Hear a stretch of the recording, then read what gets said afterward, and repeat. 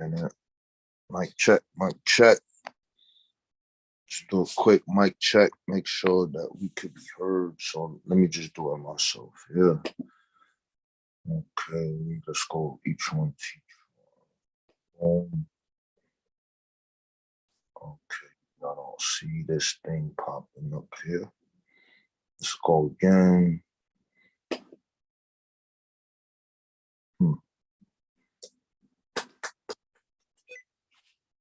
The hell? What the hell is wrong with this thing? Come on.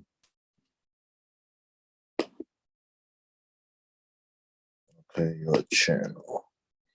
Let's go here.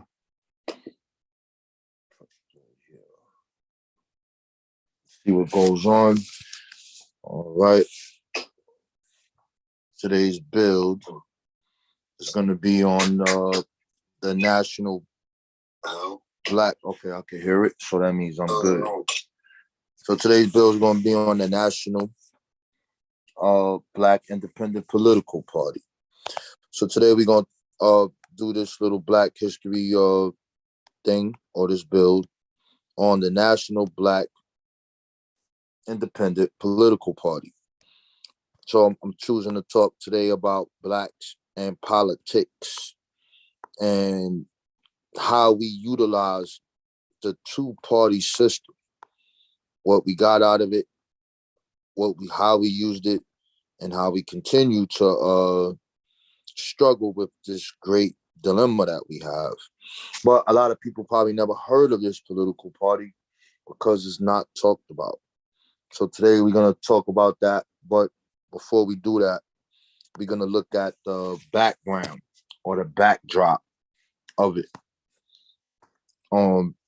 Before it even, why is this not working? Before it even becomes a political party. So I hope you guys are doing good. You know, later on tonight, 9 p.m., our brother's going to be on, Seneb. I don't know who he's going to have on, but it should be in this same field on black politics. Why politics? Because politics is what controls our life, you know?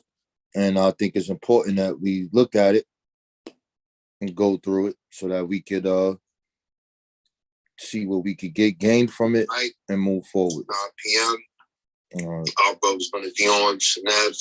I don't know who he's going to have on, but it should be in this.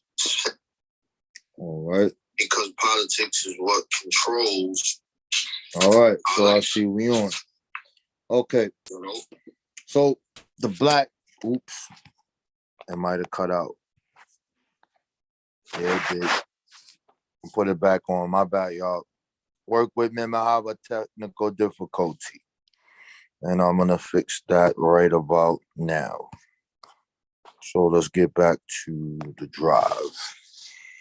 All right. So what you're looking at, just first slide, the National Black Independent Political Party. And I'm going to be using this book here a lot. It's called the name of the party, the National Black Independent Political Party. And we're going to look at how we dealt with the electoral vote. So it says Black electoral theory and the two-party system. So this build is going to talk about how we develop independent black political parties and how we dealt with that. So a lot of times you'll hear people say, we need to weaponize our vote. We need to do something different. And then when you really go back into our political history, we already did. All right. It says African-American independent party movements, like other American third-party movements, efforts can be best understood as arising out of the two-party system.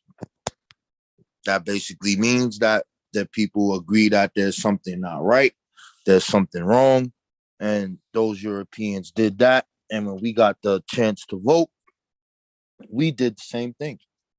And you can see that during the Reconstruction period as well.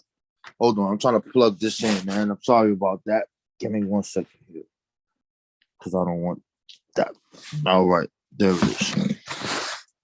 All right, It says Ronald Walter's theory of Black electoral participation in the two-party system sheds light as well on the nature of third-party exits by African Americans.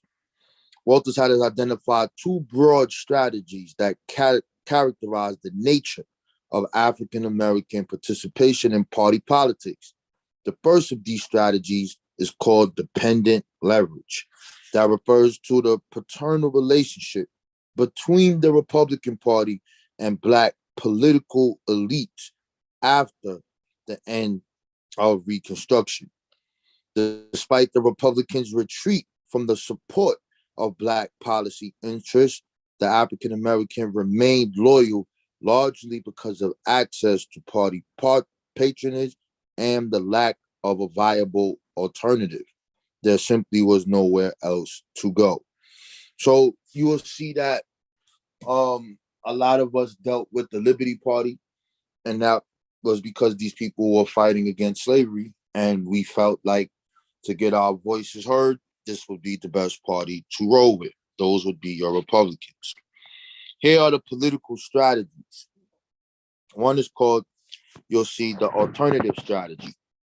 Independent leverage emerged as a response to dependent leverage. The idea was first promoted by Black leadership, largely tied to the NAACP, which by that time strongly rejected continued African American allegiance to the Republican Party.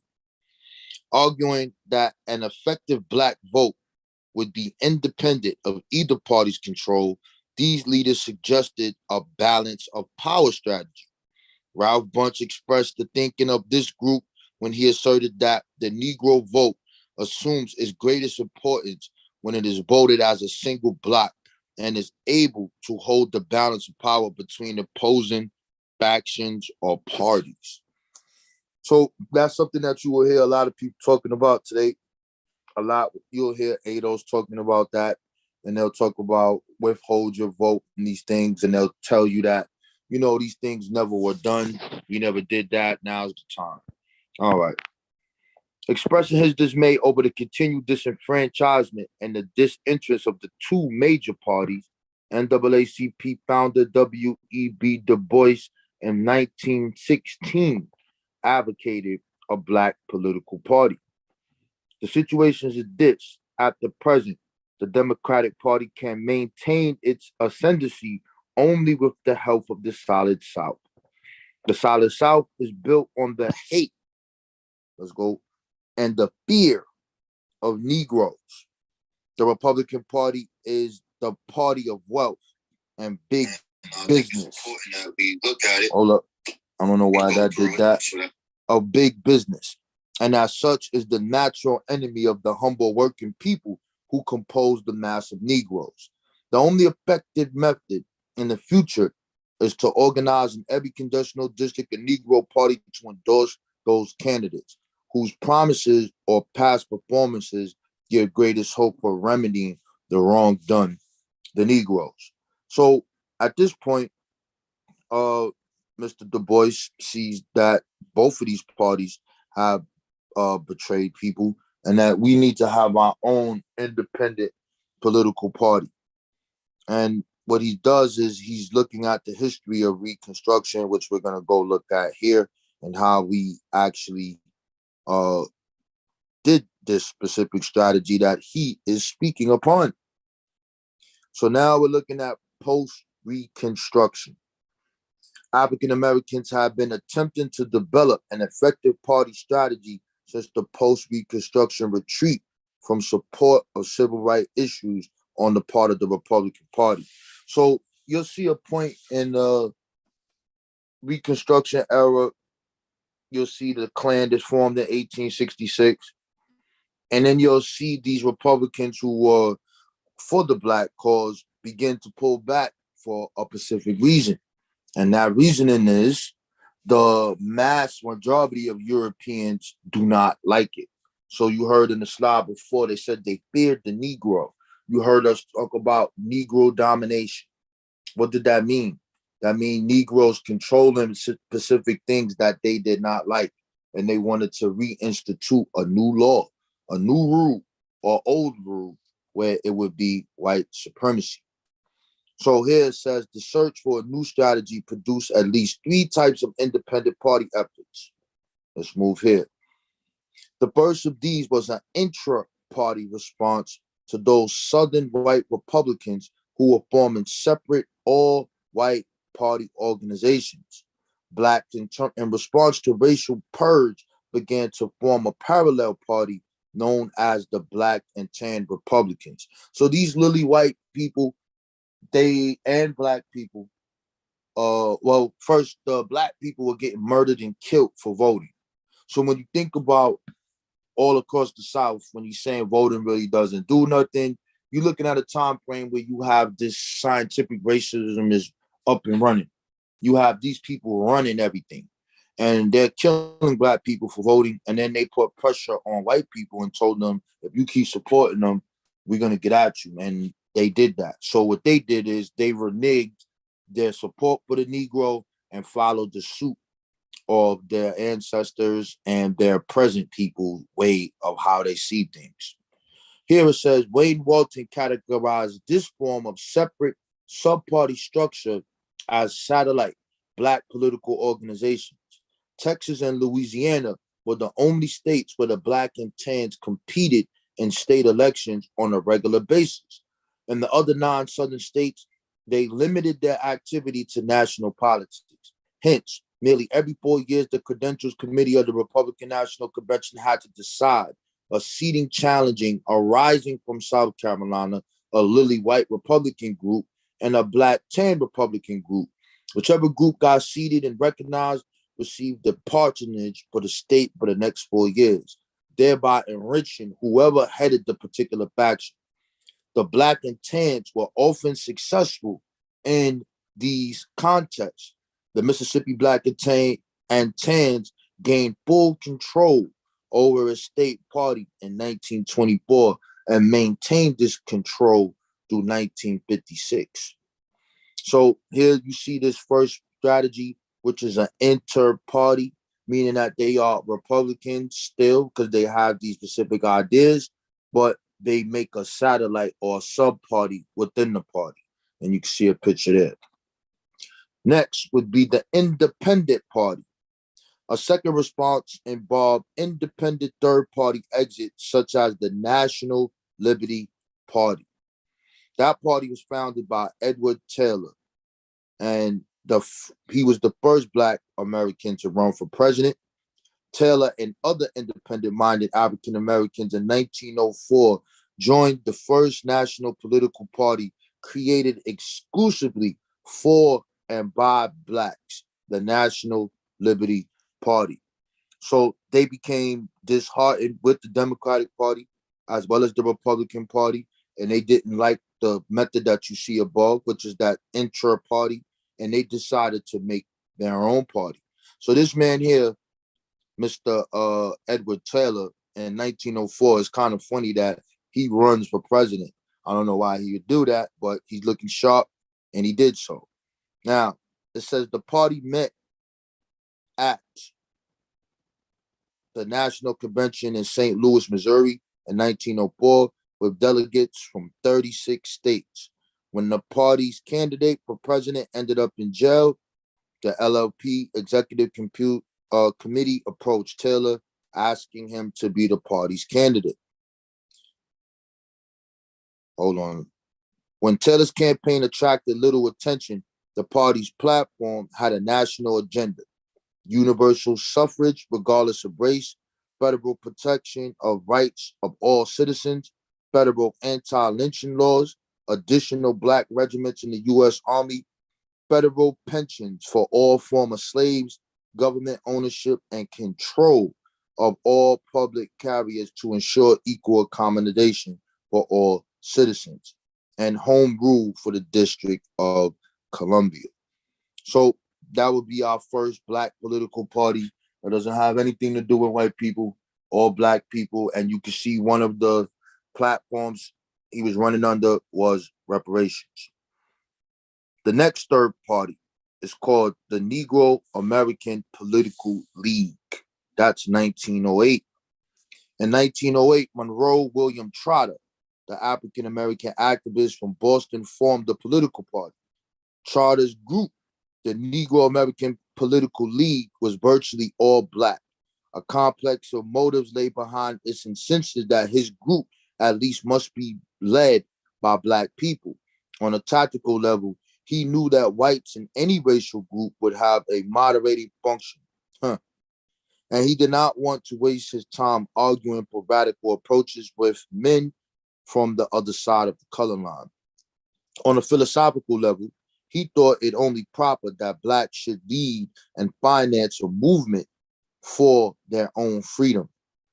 The party grew out of a dispute between Trotter and W.E.B. Du Bois and the white people responsible for the Niagara movement, which resulted in the formation of the the NAACP. Trotter's disagreement was based on distrust of the motives of white people.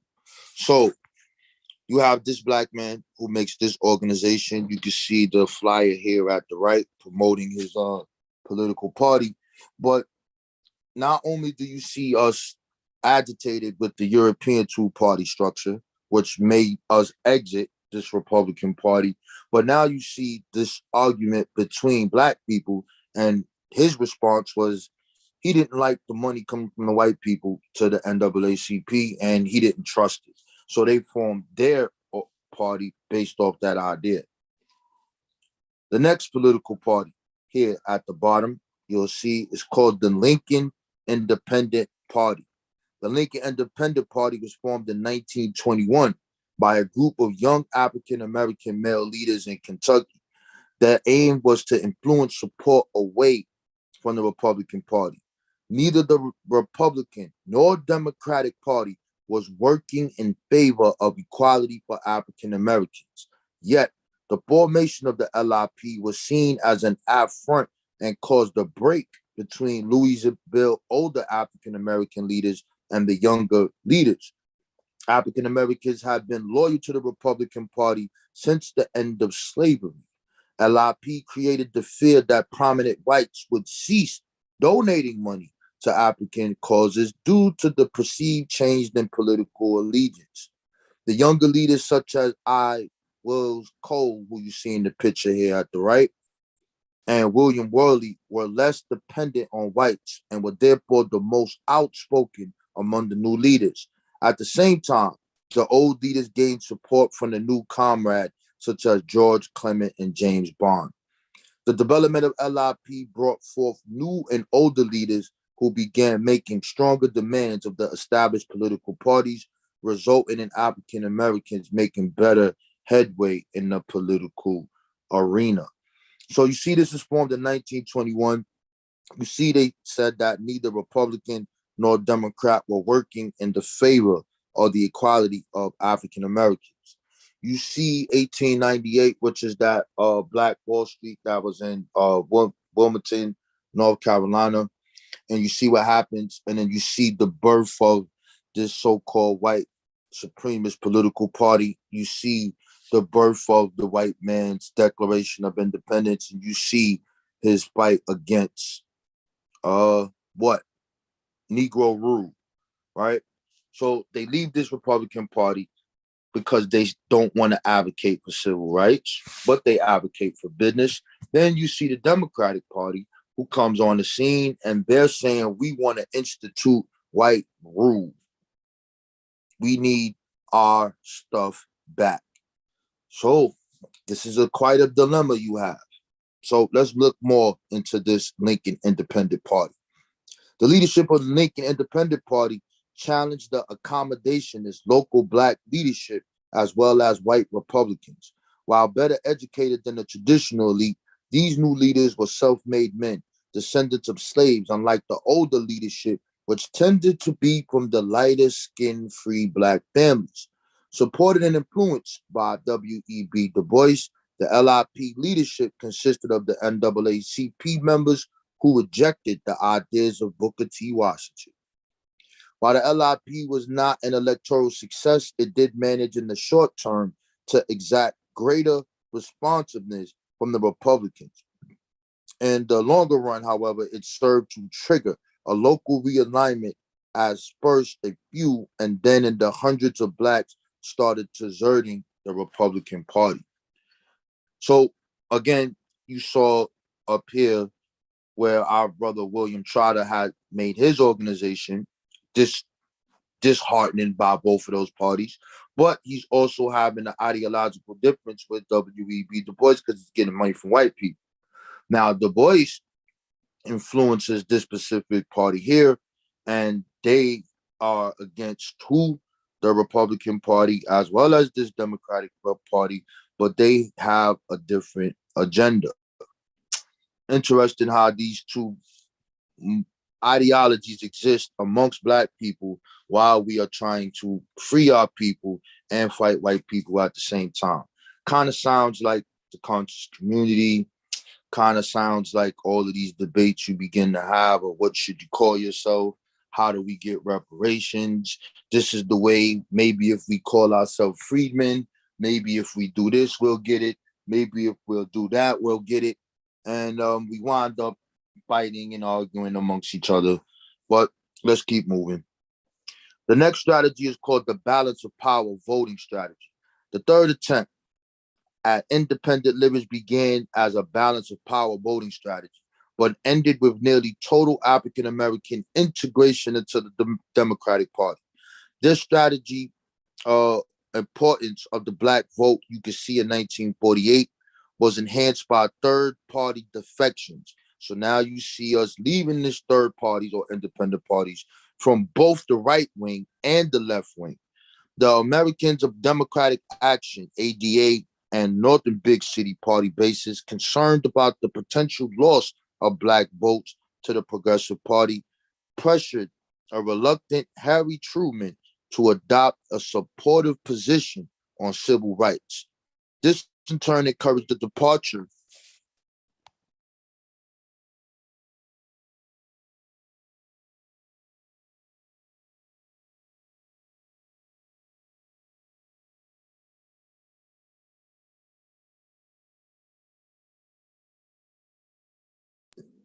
I should have just did this on the computer, man, instead of looking at it. That's crazy. Your car's extended warranty. Blah, blah, blah, blah, blah, blah, blah. Interesting. But anyway, my bad. Where was I at? I was on this balance of power voting strategy and was talking about Mr. Thurman and Harry Truman, actually, excuse me, and how he got pressure put on him and he had to adopt a position of civil rights. This in turn encouraged the departure of Southern segregationists who formed their own state rights party. The resulting division between North and South over the question of race was the opening of the breach, which allowed civil rights to become a political question, in part because voters of Dixiecrats could be offset by those Northern African Americans. So when you hear that voting does nothing, when you hear that there's nothing you can get from it, it has nothing to do with anything, you can see how these voters or how black people put their vote causes things to specifically change. If it didn't mean nothing, then Mr. Truman wouldn't have felt like he was under pressure. And then you also have Philip Randolph, you have the threat for the March on Washington, and all these things going on, which caused changes for black people all across the country. So next you have this called the New Politics, CBC, the Black Caucus. And again, I'm pointing this out because you hear this thing as far as amongst people who are coming into this, that we never did these things. We never did this strategy before. So it says, Representative William Clay, in summing up the meaning of the new politics of the caucus, stated that black politics must stand on the premise that we have no permanent friends, no permanent enemies, just permanent interests. And so arguing for a practical and selfish politics, Mr. Clay also declared the necessity of a relative degree of political independence. So you hear people saying whatever group has the best policies for black people, that's what we should go with. Well, we tried that too. How did that work out? So now we're going to look at what is the success of these third parties. It says, usually, however, these attempts occurred at the local or state level. In 1883, for example, African Americans in Pennsylvania, angered over the loss of committee membership and office positions, established the Colored Independent Party. Similarly, blacks in Louisville formed their own party after the local Republican Party began to ignore civil rights issues. Although blacks constituted 45% of the Republican Party, they were finding themselves increasingly marginalized within it. The party not only ignored civil rights issues, but supported white Democrats over black Republican candidates and supported the expansion of segregated facilities in the city. So this goes into show you that the history of third parties, we have success with it on the local level. You can see multiple of those things happening even now and back then. But did it affect things nationally? We don't really have that in our young republic of us being able to vote. However, this is showing black people taking it their own initiatives and their own steps in dealing with this. And now this will lead us to almost the National Black Independent Political Party's founding and origin. As these things go on, the civil rights movement goes in a full kick. These voting rights begin to kick back up. And now you will have something that happens in the 60s called the Black Power Conferences. And those Black Power Conferences are the conferences you could say, we could call it, I would call it, say it starts with the Black Power March. And I'm going to call it that. And that's one of the marches in the South. And Stokely Carmichael was there for that. And this is where he makes this speech. So I'm going to call it the Black Power March. Out of that civil rights movement comes this new guard. And this is this nationalist guard. And these are the people who are tired of this two-party system and saying that this is not doing anything for us. We need to do something different. So out of these Black Power conventions comes something that happens in 1972 in Gary, Indiana. And that is like one of the last times where you have nationalists, Black nationalists, and elected officials come together. So this will pick up off the last build I did, where you see the first Black mayor of a U.S. city called Stokes. Then you have in Indiana, you have another Black mayor called Richard Hatcher. Now, these individuals were put into play by the people and by the grassroots organizations. And then from this comes the argument of what to do. Do we want our own party? Do we want to be a nation? Or do we want to change the system from within the system? Now, when you're looking at the Black Power Conference, and especially in 72, there were FBI agents there. And we're now having these debates between the nationalists and the newly Black elected officials. They're in those meetings that are not public. Those agents would take that information. You know, if you're having a debate with somebody, there's some things you might not want the people to hear. And they would take that and bring that to the news, causing more issues. And from that point, you can see a defection of the newly Black elected officials. And then you have the nationalists. So what I'm going to do is I'm going to, instead of read anything or show any newspaper clippings, because I could do that, I have audio of one of the founders of the National Black Independent Political Party. And he is the head of the Institute of the Black World. And that organization is by Ron Daniels and others. And by looking at him in my state in New York, 3 of his members are on the committee for reparations here in New York. As you know, that bill passed, and he's still active in the community. But I think it's very interesting to see how he says this party started, which no one heard about. And this party comes about in 1980, and it comes out of those Black Power conventions. But I think his message on his experience and what happened it's very telling on the things that we have going on right now and the things that you see going on social media when it comes to these type of conversations. So with further ado, I'm going to play that. Let me look at the chat on my computer. See what's going on here. Peace to Zane. Black History Month in the building. Yep, the cycle continues. Peace to everybody in the building. Peace, Saja. Peace, everybody. So let me grab this here. Let me go into my archives here. And we're going to press play on this bad boy here.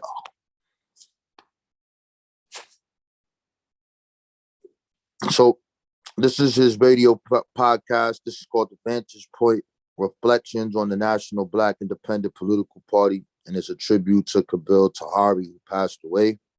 I think he did this in November 23rd, 2020. So I'm going to do this real quick.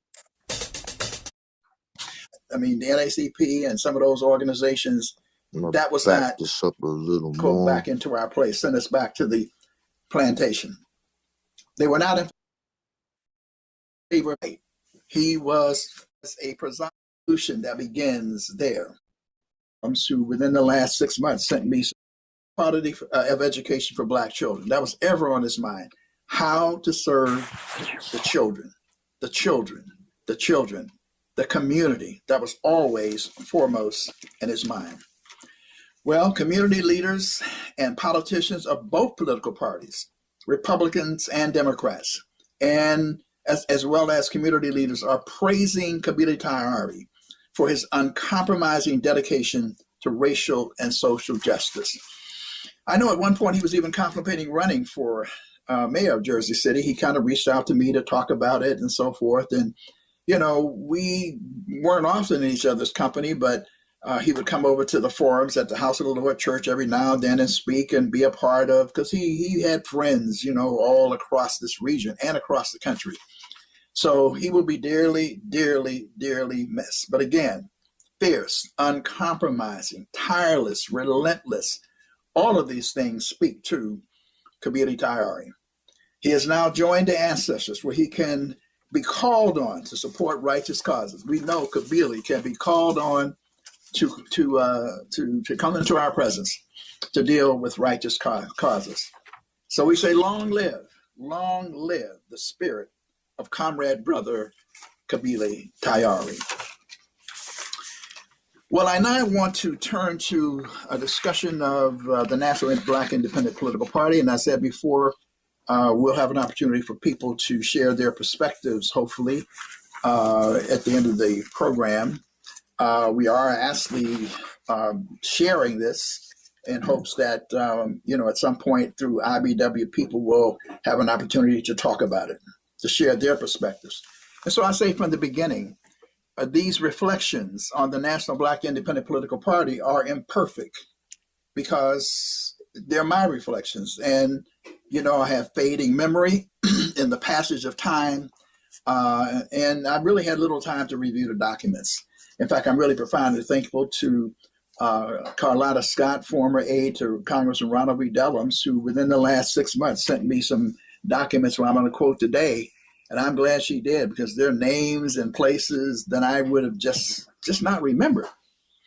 But I just felt it was important to say something about the National Black Independent Political Party, because this week marks the 40th anniversary of the founding convention of the National Black Independent Political Party, which we called NBIPP, in Philadelphia. Now, let me first say the idea of a Black political party or a Black party was not new then or now.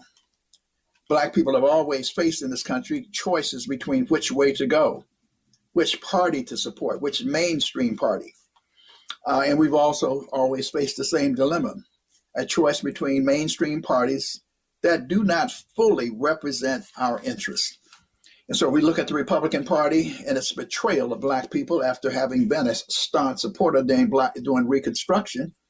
That betrayal in 1877 when they walked away and left us to the devices of the Southern Ku Klux Klan and the White Brotherhood and wasn't exactly that way, but nonetheless, they walked away so they could get the presidency. Rutherford B. Hayes out of Ohio.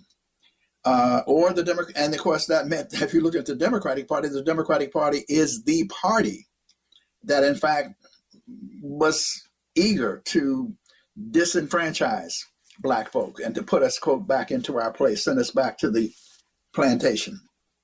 They were not in favor of democratic rights for Black people. And so this is not a new phenomenon.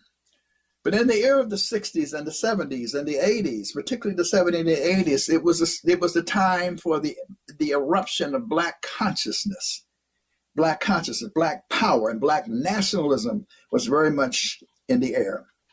And thoughts about the Black political party was in the air. In fact, there was a political scientist whose name I don't remember, who would take a poll every year, and something like 60 to 70% of Black people would say they were in favor of an independent Black party, if you will. And so, again, not a new idea. But the roots of the National Black Independent Political Party can be traced to the 1972 National Black Political Convention. That's where there's an evolution that begins there. And it's interesting to just read from this document, this document, my faded copy of the National Black Political Agenda. And we hope to be able to replicate these at some point. But there's some passages here that I think are illustrative that I'm just going to do a quick read on. And it says here, that both parties have betrayed us whenever their interests conflicted with ours, which is most of the time.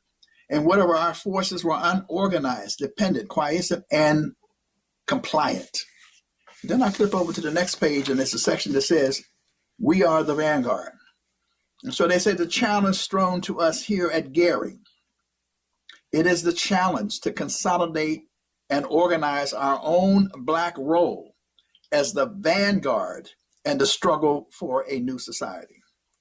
To accept this challenge is to move independent Black politics. There can be no equivocation on that issue. History leaves us no choice. White politics does not and cannot make the changes we need. In other words, they're saying an independent force is necessary.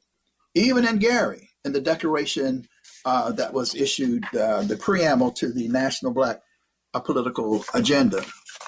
And so Gary was one of the great gatherings of my lifetime, one of the great gatherings in the history of Black people in this country. More than 10,000 people gathering in Gary, Indiana, invited by, of course, Mayor Richard Gordon Hatcher, who was one of the presiders, Charles C. Diggs from Michigan, the congressman, head of the Subcommittee on Africa, and of course, Imam Emeri Baraka, heading up the Congress of African People from the great city of Newark. And in that convention, there were many things that happened. But among them was the call from the Louisiana Delegation, because the question is, what do we do after this convention? What will be the continuations mechanism? Well, the Louisiana Delegation had an idea. In fact, if I recall correctly, it was my dear beloved friend, Mtamisi St. Julian, who rose to the floor to call to put a motion on the floor for a Black political party. Well, it didn't have enough support. And so in the Ohio delegation, where I served as a co-convener, I actually was instrumental in shaping a compromise, a way forward that was not the party, but at least had the potential for an independent instrument. And that instrument was the development of the National Black Political Assembly, if you will, the NBPA. And the NBPA, had several meetings.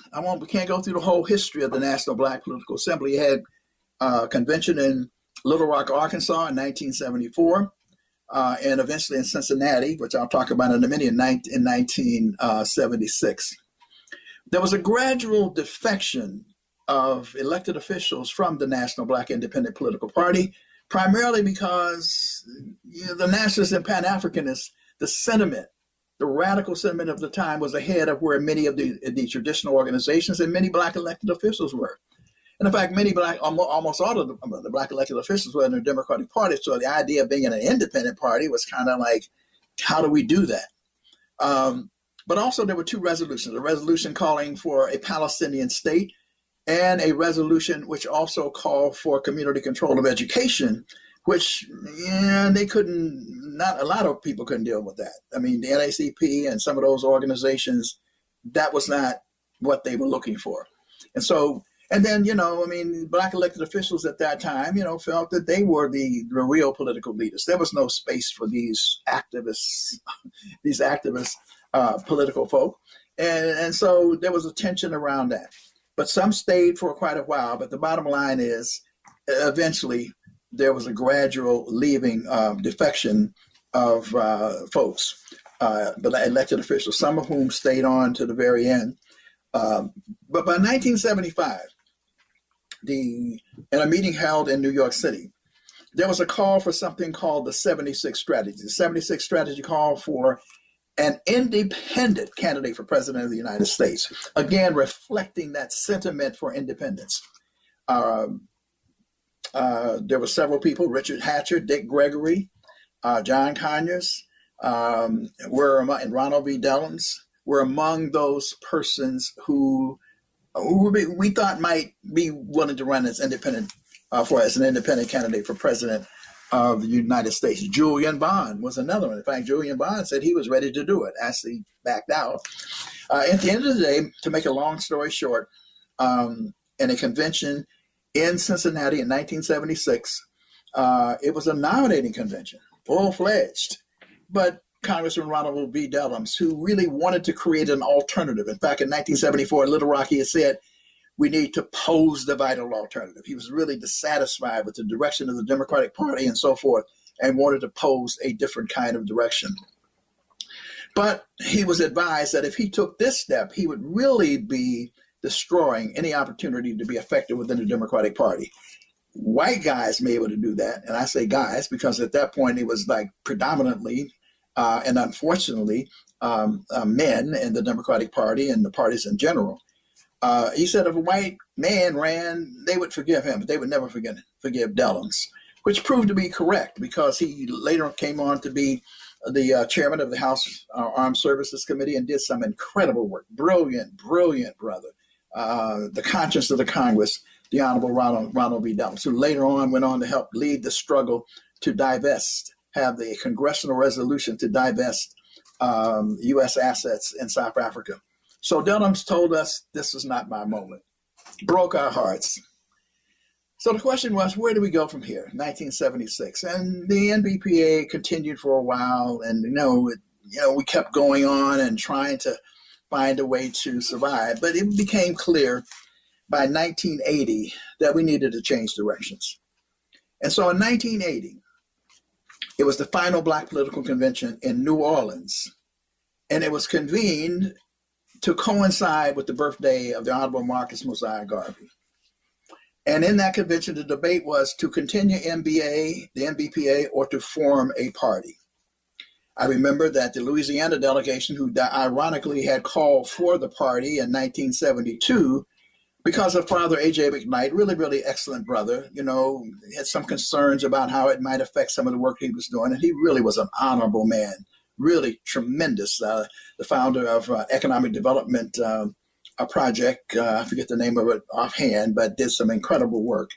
And I also remember Nelson Johnson. Nelson Johnson was an organizer, and it's interesting to see Nelson Johnson now playing such an instrumental role in Greensboro. But then he was like rough, you know what I mean? So he was obstructing, he was disrupting, he was doing all kinds of things. I can't even remember what his position was. I just remember Nelson Johnson raising a whole lot of hell in this convention in New Orleans. But at the end of the day, the decision was to transform the National Black Political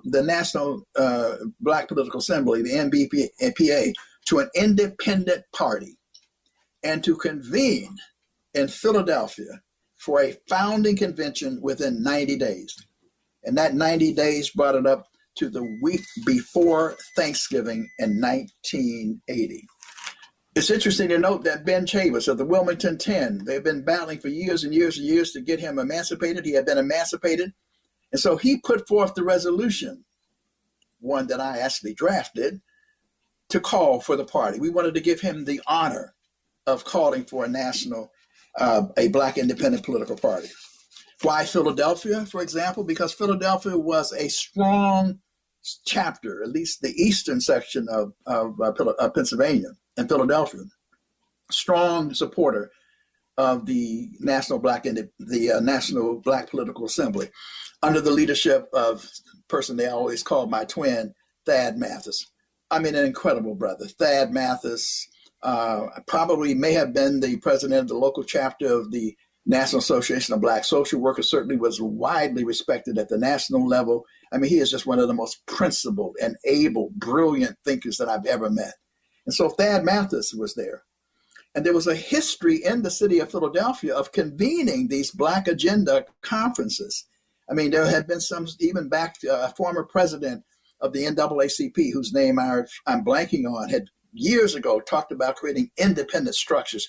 So there was this independent streak in Philadelphia politics. And I have to raise the name of State Representative Dave Richardson, certainly was a part of that overall streak. But there was also a strong core of skilled members of the NBPA in that city that also played an instrumental role. And I call the names of Sylvia Wright, who, if I recall correctly, had a travel agency, but also was a events planner. Also, Zahara Simmons, a former member of SNCC, and who is still out there organizing in a major way with the SNCC project. Alicia T, I think. I'm pulling in by memory, but this is, she was this daughter of a minister, and we call her a songbird. I mean, not only skilled and gifted, but an incredible voice. And then the inimitable, brilliant Butch Cotman, among others. And so there was a base there. There was tremendous excitement about this National Black Independent Political Party. I mean, I don't know what the numbers were. It's probably at least 1,000. Hundreds of people converged on Philadelphia for the founding of the National Black Independent Political Party, again, the weekend before Thanksgiving. That's interesting. This is just an aside. We found out that hotel rates were cheaper because people were getting ready to travel the next week. So if you did something the week before Thanksgiving, you might get a good hotel rate. That's something we even do now with the Institute of the Black World 21st Century. But setting that aside, people were welcomed. It was like, I mean, you're talking about family. People were putting up people in their homes, providing meals for them, providing transportation. It was just, y'all come, we're going to get this on. And we did. It was difficult, though, to figure out what we were going to do, actually. How are we going to get this done? But we settled on 2 or 3 structures, is my recollection. A charter review commission to talk about coming up with a charter. A national party organizing committee to begin to talk about how to build the chapters out. And to set a date by which we would come back together and then adopt a charter and begin the process of getting officers together and moving it forward. I do remember that Manning Marable, because nobody can say, who's going to be the spokesperson? Well, it ended up being Manning Marable. Manning Marable ended up being, and many people know Manning Marable, he ended up being the temporary spokesperson. Well, one of the things that characterized the National Black Independent Political Party at all levels was tremendous amounts of debate, endless debate. We would drive miles and miles to get to a meeting, and we would meet all into the night trying to figure out what to do to reconcile different points of view and how to move this structure forward. Rich debate, intense debate, dedicated debate in that regard. Well, there was the adoption of a charter which had a 3-tiered leadership to it. National co-chairs, I call out the name of Dr. Elsa Barkley Brown, if I recall correctly, the director, I think, of the Black Studies Department, University of Virginia. Maybe that may not be correct, but certainly she was in Black Studies, and I was her counterpart. I was elected eventually to be the national co-chair. National representatives, Barbara Arnwine, who is now our voter protection person par excellence, former executive director of the Leadership Conference on the National Lawyers Committee on Civil Rights, I think it is. And then Ben Chavis. Ben Chavis was the other national rep. And then we had 2 presiding officers of the National Party Congress and the Central Committee. That was Kikora Tarasimu out of Detroit. I always trip over her name. And Thad Mathis. And our treasurer was none other for the first round, Zahara Simmons. To call out the names of others who eventually served in those positions, Deborah Watkins eventually also served as co-chair out of Dayton. Kabili Tayari became a presiding officer at some point in the evolution and development of the organization.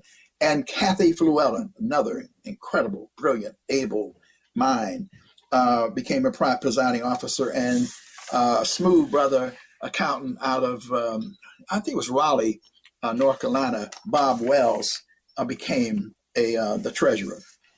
We had regional representatives.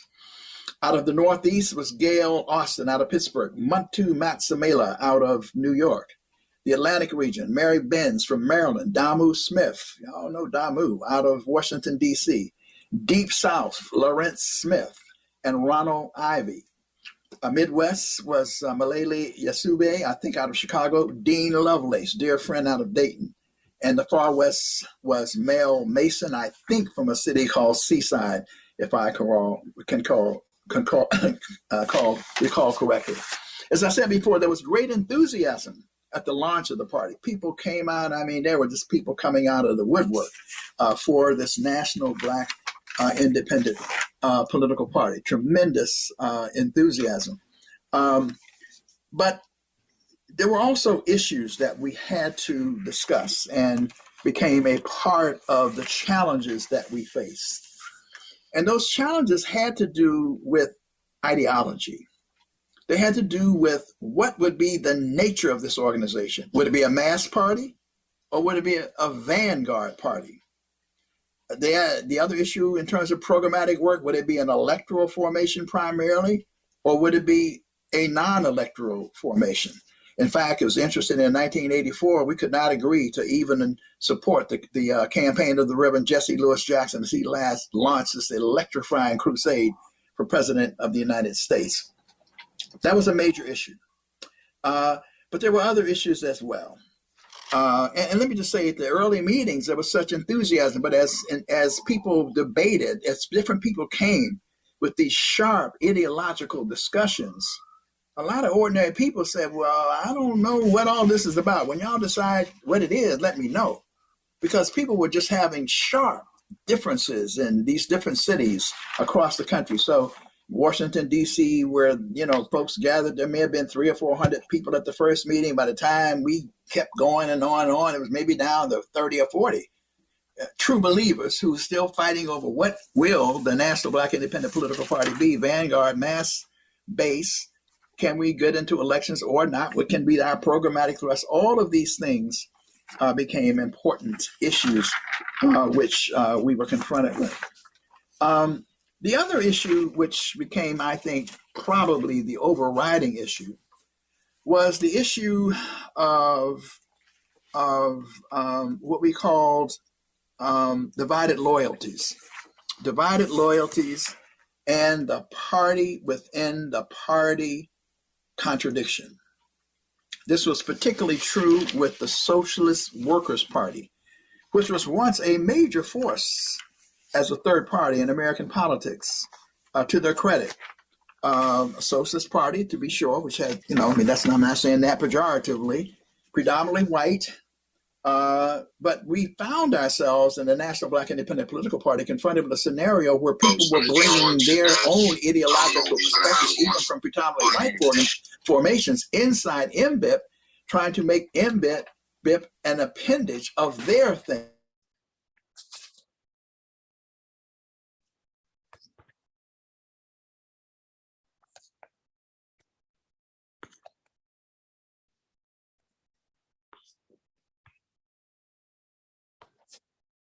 My bad, y'all. I made a mistake and I'm putting it's almost done in 2 minutes. And this would be like one of the major parts of it. And I'll stop it there. My bad. Don't kill me, y'all. Don't kill me.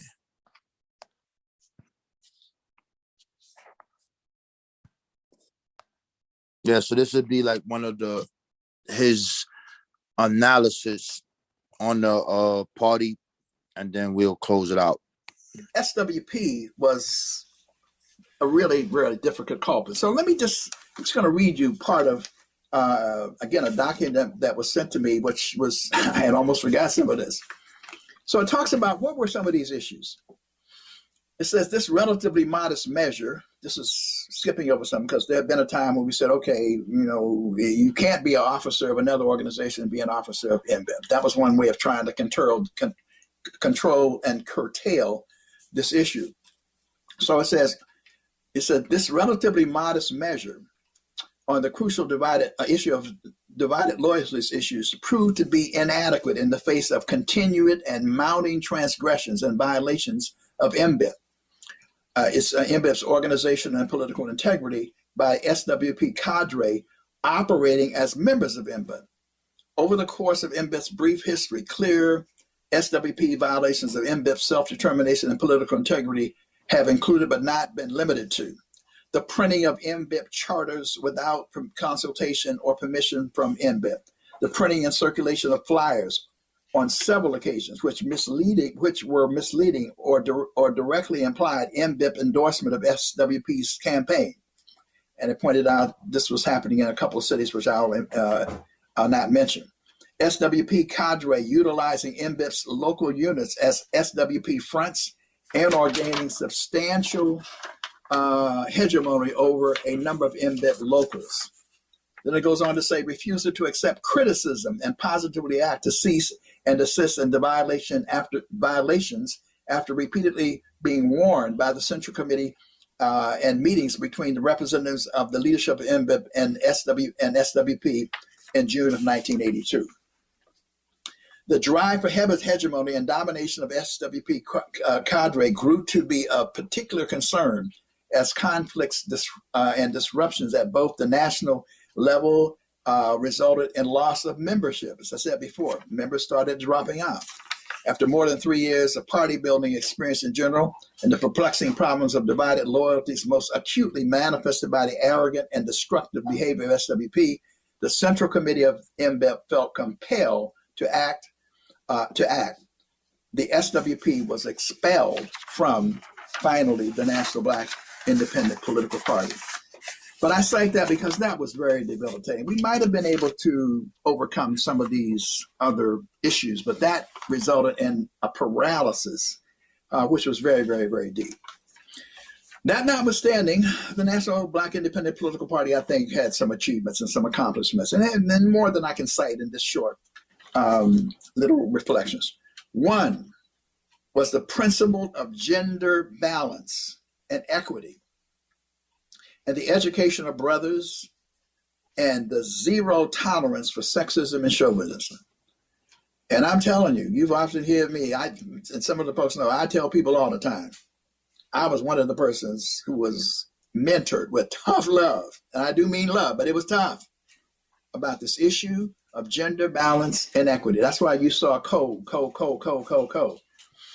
But it was also about understanding how to empower women to be in roles of leadership in ways that men did not understand. For example, it was brought to our attention that, men just get up and they go to these conferences. Well, if you're a single mother, that's not so easy. You got children, and what do you do with the children? And so men just go participate. They don't even think about this. Well, one of the things that got innovated within the National Black Independent Political Party was something called a children's program. So at some of our national party congresses, we actually had a parallel program where mothers could bring their children, and in some instances, mothers and fathers together, or if it's a single dad for that matter. But particularly this was, the issue has really been, with so many men in prison and so many other different things, women could bring their children, and we would have a program where all day long, the children would be in enriched programming and whatnot, meals, the whole 9 yards. So women could fully participate, feeling comfortable. They weren't worried about it. That was an example of this emphasis on gender equity and teaching Black men, how to rise above sexism and chauvinism. I'm reminded of Andrea James, a sister who works with us with the Institute of the Black World 21st Century. There's a lot of emphasis on Black men in prison, but she brought to our attention the perspective of, look, when a woman is in prison, that's a whole different phenomenon in terms of the impacts on families. And so, again, I am profoundly thankful to our sisters who gave me some tough love. I haven't completely recovered. I'm not what I ought to be, but I'm a lot better because of that tough love. The other thing that I think was a major accomplishment was, and I think there were many people who just stressed the whole notion that we're not at a deficit, that we are, as Mabel Thomas once said, we are the leaders we've been looking for. We have the capacity to lead. People at all levels have the capacity to lead, that we as a people have the capacity to govern. I mean, even though we didn't ultimately resolve all the conflicts and so forth, that was something that was a constant theme in the National Black Independent Political Party. The other thing is we actually had some major international engagement. I can recall we sent a delegation. I don't remember what the occasion was, but we sent a strong delegation to Cuba in order to participate in a major conference there. And there's some debate between NBIPP and NBIPP, but I think we took the largest delegation to Grenada in support of the People's Revolutionary Government of Grenada. I can recall on the radio blasting out, we have this delegation coming. I think we took almost 100 people to Grenada for the People's Revolutionary Government under the leadership of Maurice Bishop and our dear beloved friend, Don Rojas, who was the press secretary for Maurice Bishop, who is now the director of communications for the Institute of the Black World 21st Century. I would like to leave with this major lesson, a lesson or two. One, and I've always carried this lesson, I think a fundamental error we made was what I call the y'all come approach. Everybody, just all come to Philadelphia for the convention and we're going to figure this out. I would never, ever do that again. And what I've learned in other convenings is a different approach.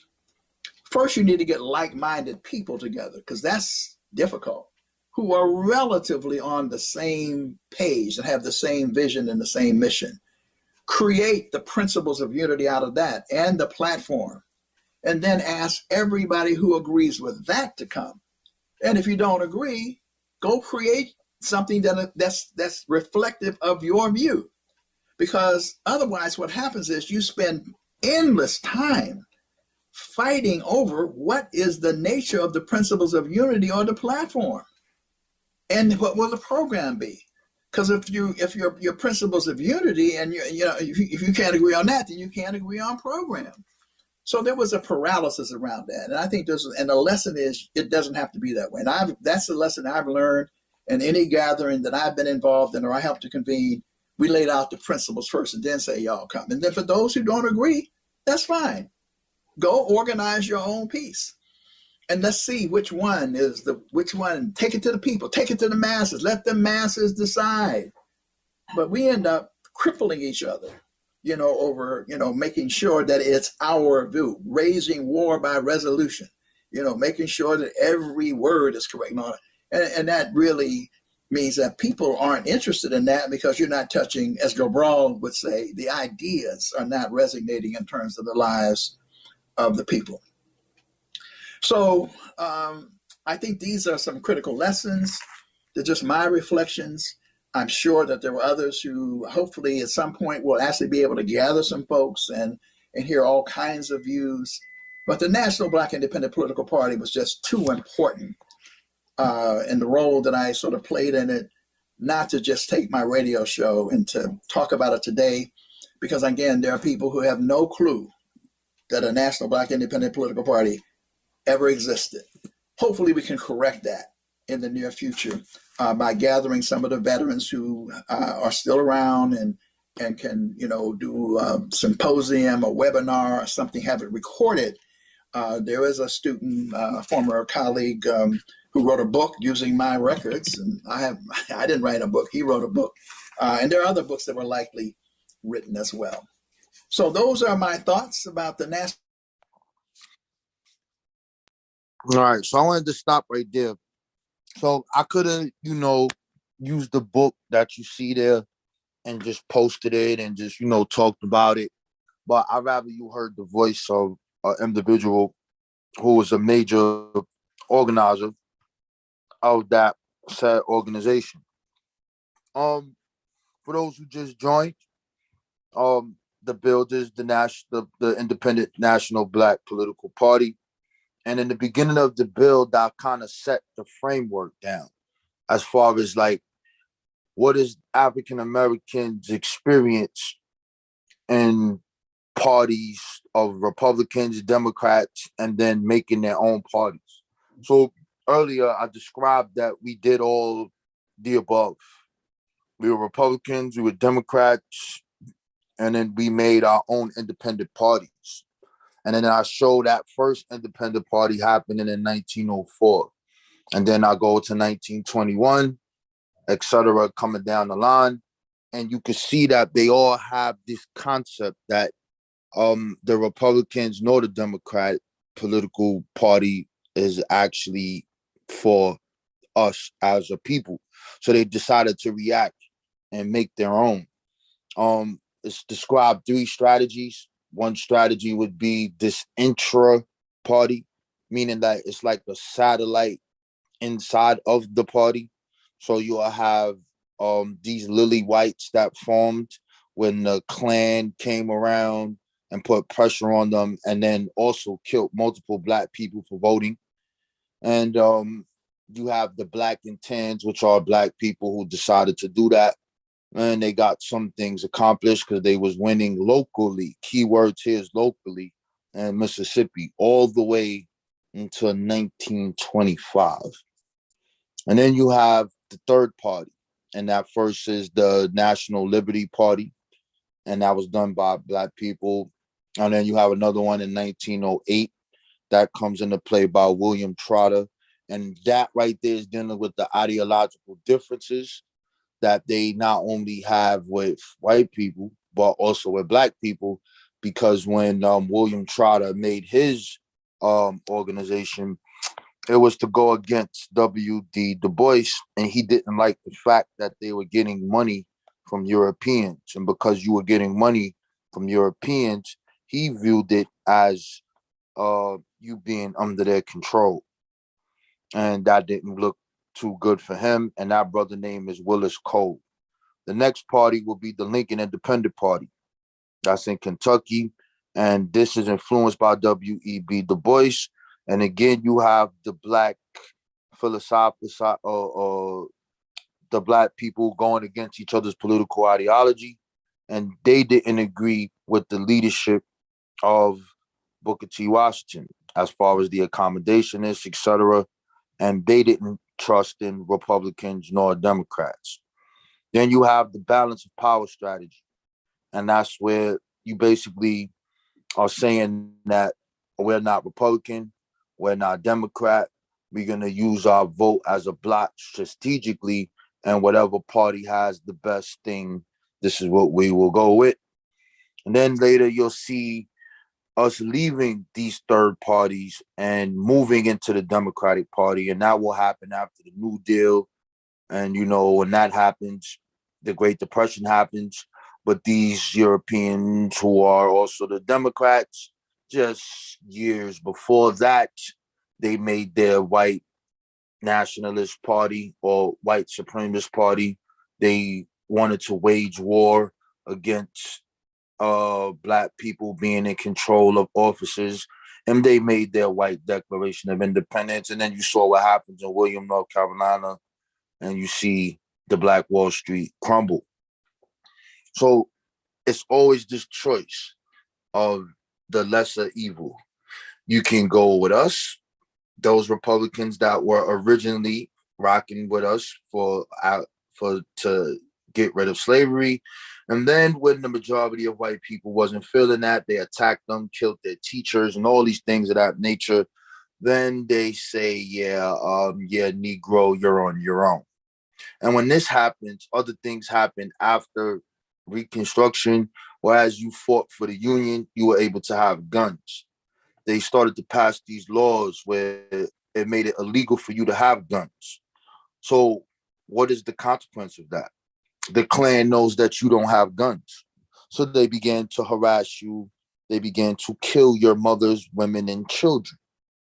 So then you have the Democratic Party, who are the ones to bring forth this segregationist type of ideology. So now, again, you are dealing with two political factions or forces that are against Black people. They don't have your interests at heart. However, we are told that the vote does nothing. If the vote didn't do nothing, why were they killing Black people for voting? If the vote didn't do anything, why did they say they made this thing up of Negro dominance? If the vote didn't do anything, how come in the 1940s with the balance of power strategy forced Harry Truman to put civil rights on the table? So now we're at a junction here in 2022. And the question that I have for people, do we need an independent political party? Is it necessary? Do you need it? Or are we just going to be on the hamster wheel again and say, we're just going to pick the lesser evil? When you look at third parties in the historical record of what I just showed, there's more that you'll see, like the one you always hear me talk about in Jackson, Mississippi, and that's the independent Democratic Party there. Again, that's that satellite or intra-party development, and you'll see that Shoko Lumumba, who was once a part of the Republican of New Africa, became the mayor, and they got specific things done, right? And you can see that happening. The Union City, what is it called? The Union Citizen Party. You can see that coming to the play. And you can see a bunch of these different parties come to play, but they appear to only affect things locally and in states, and keyword states with the most Black people.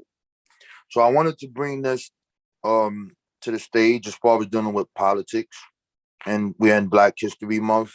And you have a lot of names here that is in this presentation, especially Edward Taylor, 1904, first Black party, first Black man to run for president, which is crazy as hell. In 1904, Black man trying to run president. That's crazy. Then you have the Negro American Political League. And I just thought it was interesting, but I'll put the link in the chat for anybody that want to get on. If you want to add on to that question, do we need an independent political party, or do we just, Democrat and keep it going? Yo, what happened? I said, died? Did I end it? I know I didn't end it.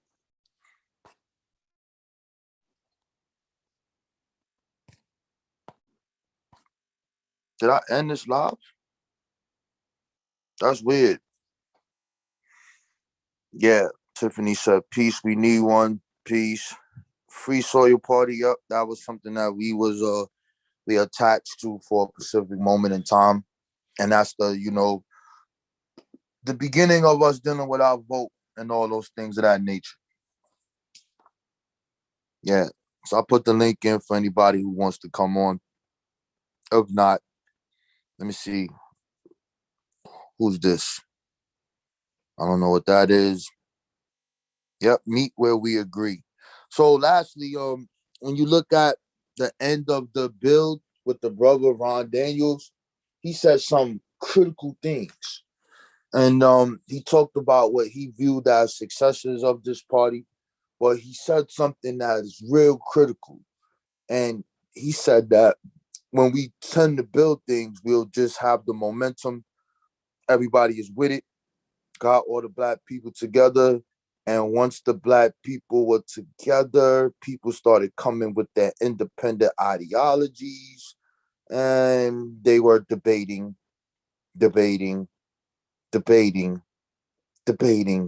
and couldn't get the job done. And this is amongst Black people. And that was, I think, was interesting. And he said that he would never do that again. And he talked about having people that were like-minded, and like-minded in terms of the mission, and agree with a platform as far as what is a charter, what we about, and how we're going to achieve it. And he said, once those are laid down, then yeah, that's cool. But if you got any of these other attached ideologies, you can't come to the party because all we're going to do is debate. So then he talked about the Social Workers Party, Socialist Workers Party, and those people tried to hijack the movement with their European form of socialism. And you see what they did. They was opening charters, doing these specific things without the permission of the body. Sounds familiar? Yeah, kind of sounds a little bit like Black Lives Matter. Yeah, you know. So you see these things happening, and they couldn't get things done. So you are having 1,500 people come meet to form this, and then as a year goes by, they said we're gonna keep coming back, and you see that they use Philadelphia. I just backing up a little bit because that's the history of our political expressions with our Negro color conventions. You can see those things happening from the people who bring this forth, and they added on to the tradition. However, that right there of saying that we want to do good for Black people is not good enough. Saying that we need to make this specific party is not good enough. Or whatever organization, you all have to agree to the said charter and agree to the methods to achieve it. And you can't have room for all of these people who want to be the big eyes. And I think that was the most telling part because he gets to look back and critique what they started. And then after a while, instead of 500 people coming or people, they're like, yo, when y'all get it together, let me know. Then it's like 30 people. And why? Because you're constantly coming to debate, no plan, can't get it done, argue amongst each other.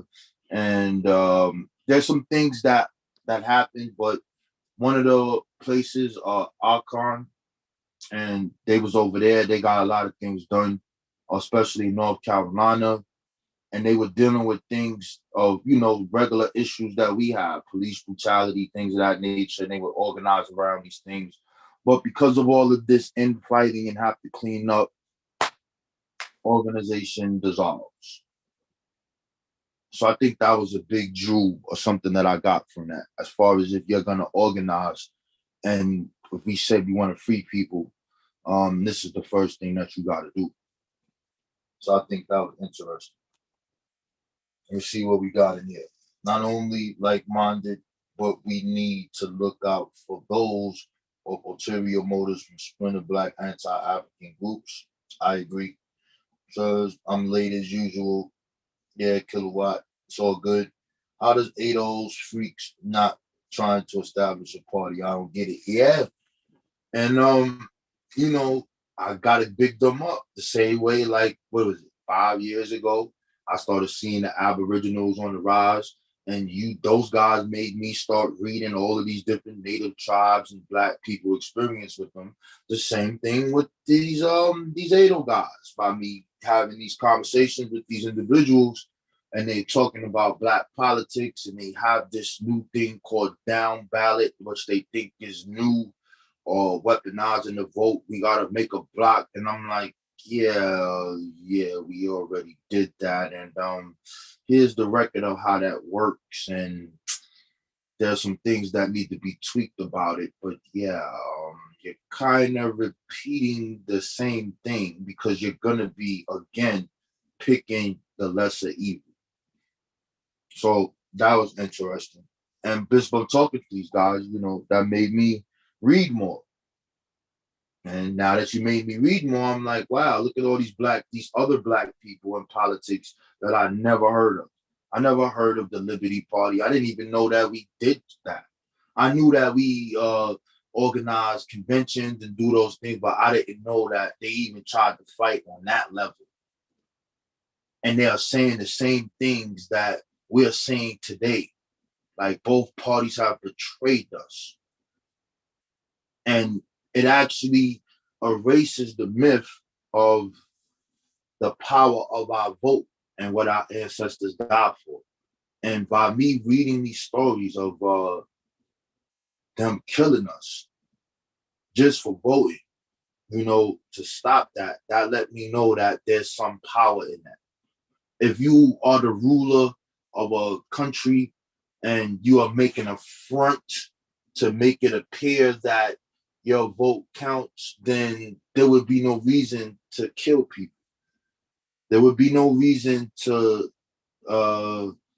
make up these stories that the black man is trying to have sex with the white woman and we're going to call this Negro rule, and that none of that would be, it doesn't serve a purpose. And then when you see how we use all three strategies, one, intra-party relationships, making a satellite party within the party, two, making third parties, four, balancing the power, you're dealing with your leverage, and and you can see that all of these things cause changes within inside of the community that we can see. So I kind of have a different view now on it than I had before. And yeah, man, thanks for the people that make me read, man, because you ain't gonna be able to run too much stuff by me for too long, because I'm gonna read. So this is very interesting. So I see Zane in there, African Peace. We're looking out for the super chat. As we always say, if you feel like you learned something new, you know what to do. Hit the cash app, the green button, if you feel like you learned something new. Who else we got in the chat here? I'm shocked that ADOS doesn't have a litigation strategy, considering ADOS is founded by a lawyer.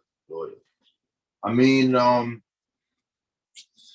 organization is kind of is weird because there's so many splinter groups now out of that. That is just because you hear that name, that doesn't even mean that those people are a part of that organization. So, we can look at their new website and you can see what they say they're trying to do. But independent party is not a part of the plan, but they're using a strategy, which basically put in the presentation. And that strategy is dealing with the vote. Balancing power of the vote. Oh, I didn't even know CK was in here. My bad. And it's dealing with that strategy. And that's what they are doing. So they don't have that. So it gets to the point where, okay, reparations is on the table. But what else? And even if that is reparations, then you need a specific organizing body. And that organizing body, does it have to be a national party? No. You could begin building a lobby or things of that nature, and then, talk to the people who are in this two-party system to get done what you want. But you got to have a bill. You got to have something to show the people. So if you don't have that, it's kind of like what this brother brought up about founding the National Black Independent Political Party. You have now social media and all these people organizing around this issue, but they're bashing the other side because they don't agree with the way it's worded. You heard what Ron Daniel said. He said, we want to make sure all the words are correct. We got to agree with every single word. So they disagree with, or they think that it's not exclusive to African Americans. And because it doesn't say that specifically, or they say it doesn't say this, I don't know how they came to this conclusion, but they think that it leaves it open for all people, or people who just immigrate to this country to get reparations, and that they're not the descendants of the people who actually fought here in America. I get it. I understand it. And because of that, they attack that other side, and no one's getting anywhere because you're just saying this, but you can't work with the two system party because you didn't disrespected all of the elders, you curse them out, you do this and this. It's kind of horrible when you look at it. But now you're trying to change it, which is good, but now you have created the monster because out of you comes more acronyms. FBA, ADOS 102, this, that, U.S. freedmen, and all these other things start popping up. And it's all based off of the mother, which was really not the mother, because there's some other organizations that predate that. And one is actually called the American Descendants of Slaves.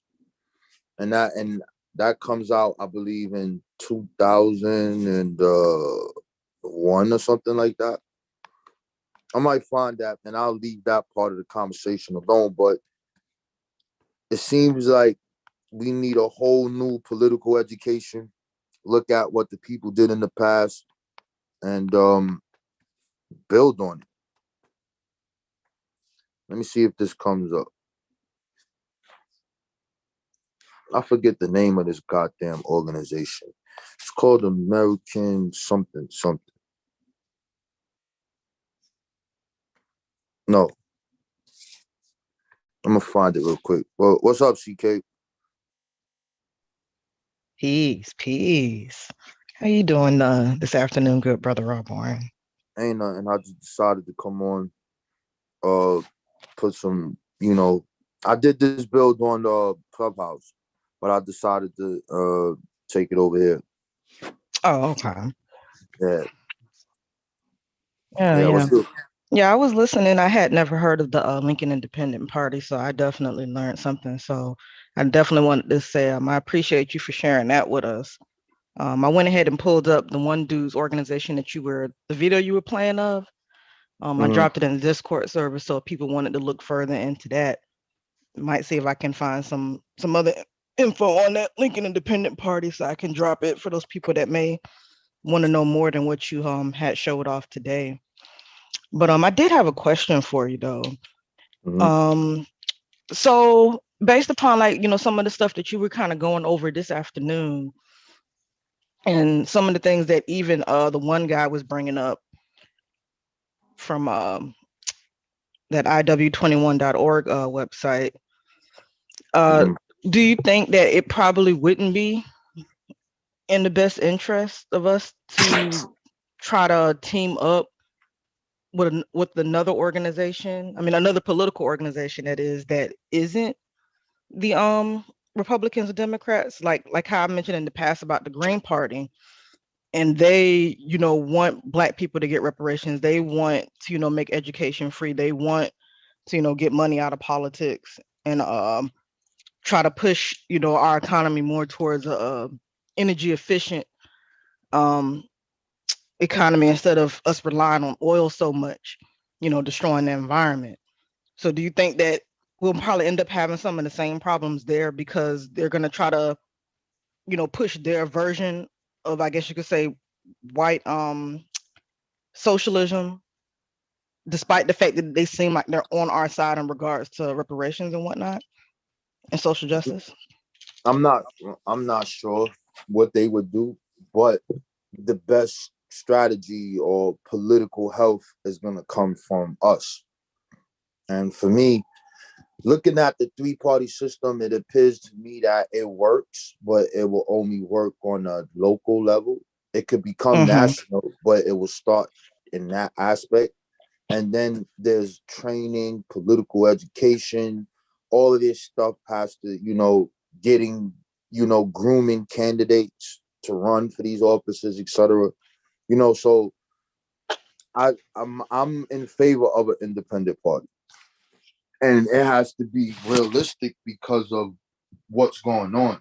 So if you look at when we get the right to vote and you get to see how we stayed in, allegiance with the Republican Party, even after the fact that they submitted to the mass of white people in the South and turned their back on us, we still were Republicans. I mean, so then you'll see that shift happen later on. And now we in the same boat where you now looking at this democratic strategy, the stuff that you see. But then I started looking at this from a different vantage point as far as it's like a game. So if you, let's say modernly, if I was to compare Joe Biden's plan for Black Americans. And I compare his plan to Donald Trump's. Trump's is 1 page. This guy's is 4 pages. But the reality is that he knows that Democrats don't control the House and the Senate. Those things will never get passed because the Republicans won't do it. So in my mind, I'm like, yo, do you just say, I really think that they sit there and make up these strategies and say, this is how we're going to get this vote. We're going to do all, yes, we agree with everything you're saying you want to do. We think it's beneficial, but we know that this rep house is not passing this. So I'm like, yo, I'm like, wow. You know what I mean? I'll say, well, am I thinking about this wrong? Is this a trick? Same thing with Obama. Yeah, you're Black, that's fine. But you got all of these things you said you want to do, but you know that looking at the political history, that this other side ain't passing that shit. So you got our vote. And not only did you get our vote to help you get in, but your vote is, you are held accountable. You're basically gonna help the people who helped you. And I say that to look at even when Black people started to become mayors like Carl Stokes and Richard Hatchett and all those people, it was the grassroots organizations, the nationalist organizations that got those people in there. So what did they do in return? There was no money that we gave them because we didn't have anything, but it was because we had those people. So now what they had to do was give us what we wanted. And we said we want community control of our local schools. We got that. We said we want more money so that we could develop programs for the youth. We got that. We want to take our children to see other things besides this dilapidated new neighborhood. We got that. And then after a while, the Band-Aid gets taken off and boom, everything returns back to normal. But that happened because all of the mass of the people got involved in that. And that was the grassroots. And this ties directly into my last bill where I even showed Dr. King comes to Cleveland. And when he goes to Cleveland, he finds out that the people is not feeling your message, bro. So he had to talk to the Black nationalists. He had to talk to Fred Ahmad, and they had to come to an agreement. And this guy is supposed to be an extremist, which he was, or you could, whatever you want to say he is. But, you know, he wound up taking that money, buying guns, and they killed 3 police. But King knows that this guy he's not Malcolm X, but he's on that type of level. So you look to see how I brought that up to say that these things or this strategy could be done, or it could be used. But the Green Party, I think that I don't want to do a Green Party. I want it to be something that is from us.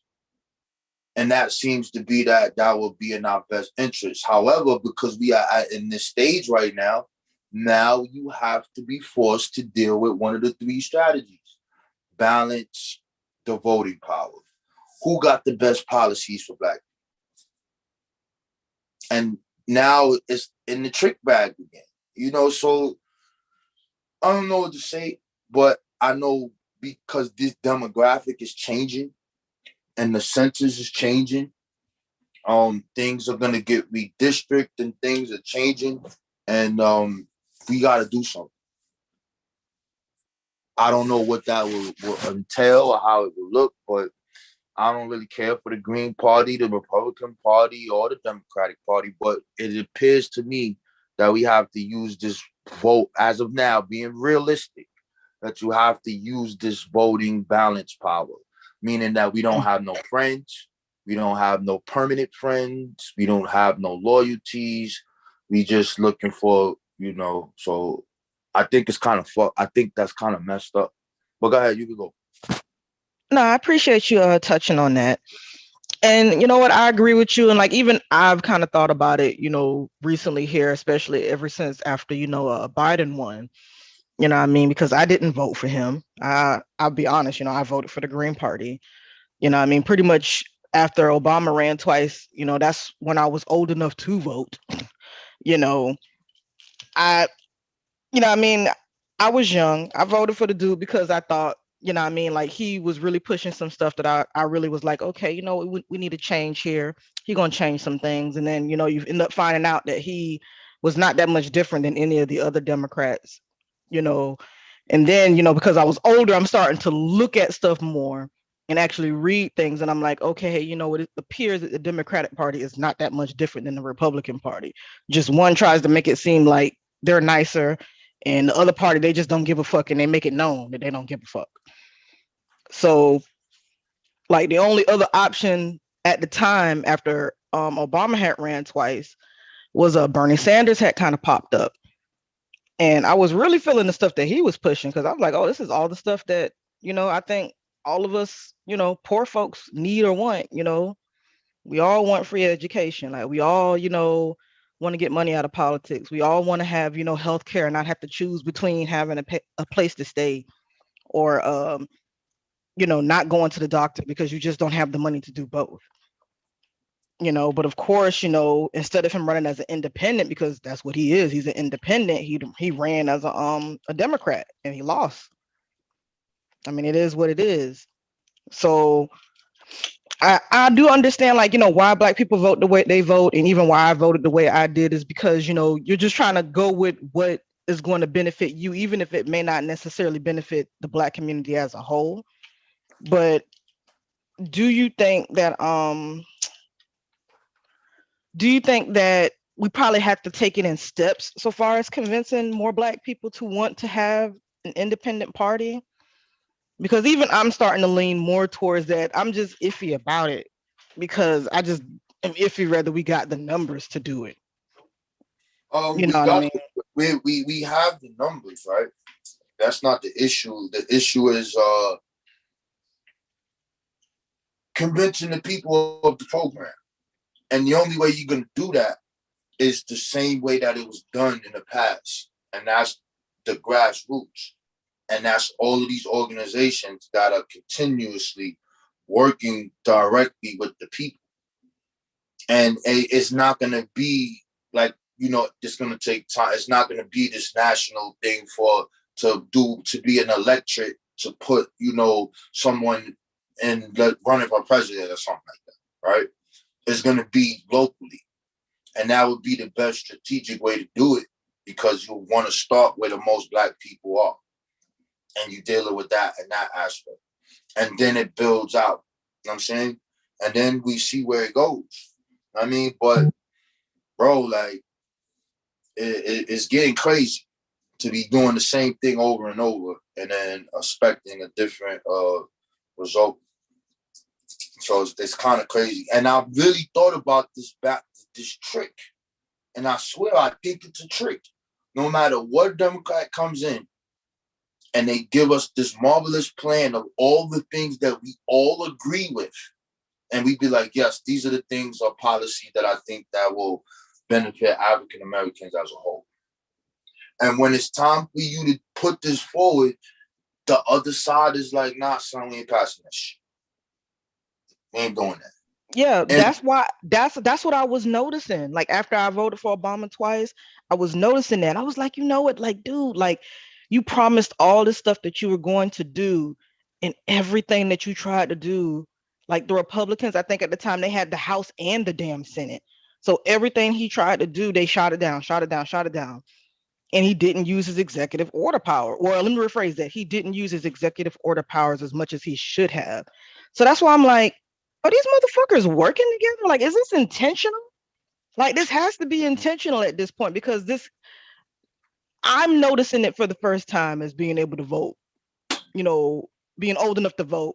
And if this can't be the first time that we've had a Democratic president that made all these promises and became president, but you had the Republicans controlling everything and they just shoot down everything. This can't be the first time. This is just me noticing it for the first time because I'm old enough. So that means that this is a pattern. That means that y'all know that this is going to happen. So it's almost like they're taking turns being in power. It really does. And like, they're controlling everything so that they can stay the two dominant political forces in power. Because if you notice that, like, whenever like the Green Party or any of these other damn political parties, they want to speak at these presidential debates, you never see them there. And you want to know why you don't see them there? Is because the Republicans and the Democrats, they control it. They control who's allowed to come in, who's not allowed to come in, and they just push all those people out because they don't want the competition. They don't want the population, the American people, to be divided on who to vote for. They want them to be, you only got these two options. Make them think that you only have these two options. You don't need to know about these other people. So that's a concern to me. Yeah, there's a it's a real thing, but I really wanted people to really home in on that, to just look at that we did have a national Black independent political party. You know what I'm saying? And I thought it was just interesting, just me going through that or just reading this. I'm like, wait a minute, what? Who?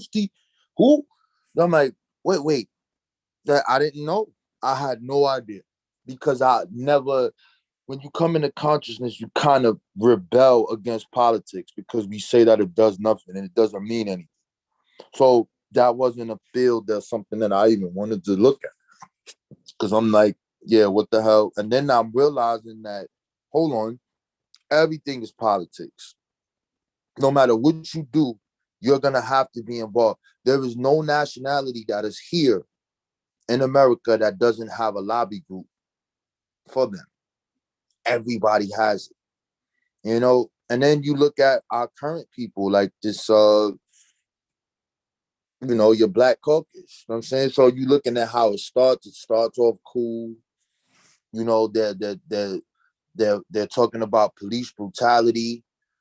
They're talking about housing. They're talking about everything. They talked about murderers of the people who killing Black Panthers. They was pressing Nixon like, yo, you need to talk to us, stop running. They was doing all that. And then, I don't know what happened, Joe. Somewhere down the line, it's like, so I don't know. I don't have an answer for this. This is a new thing for me, just to even be like reading about it and looking to see how these things connect. And it's just interesting. And now I'm seeing the real importance of local politics.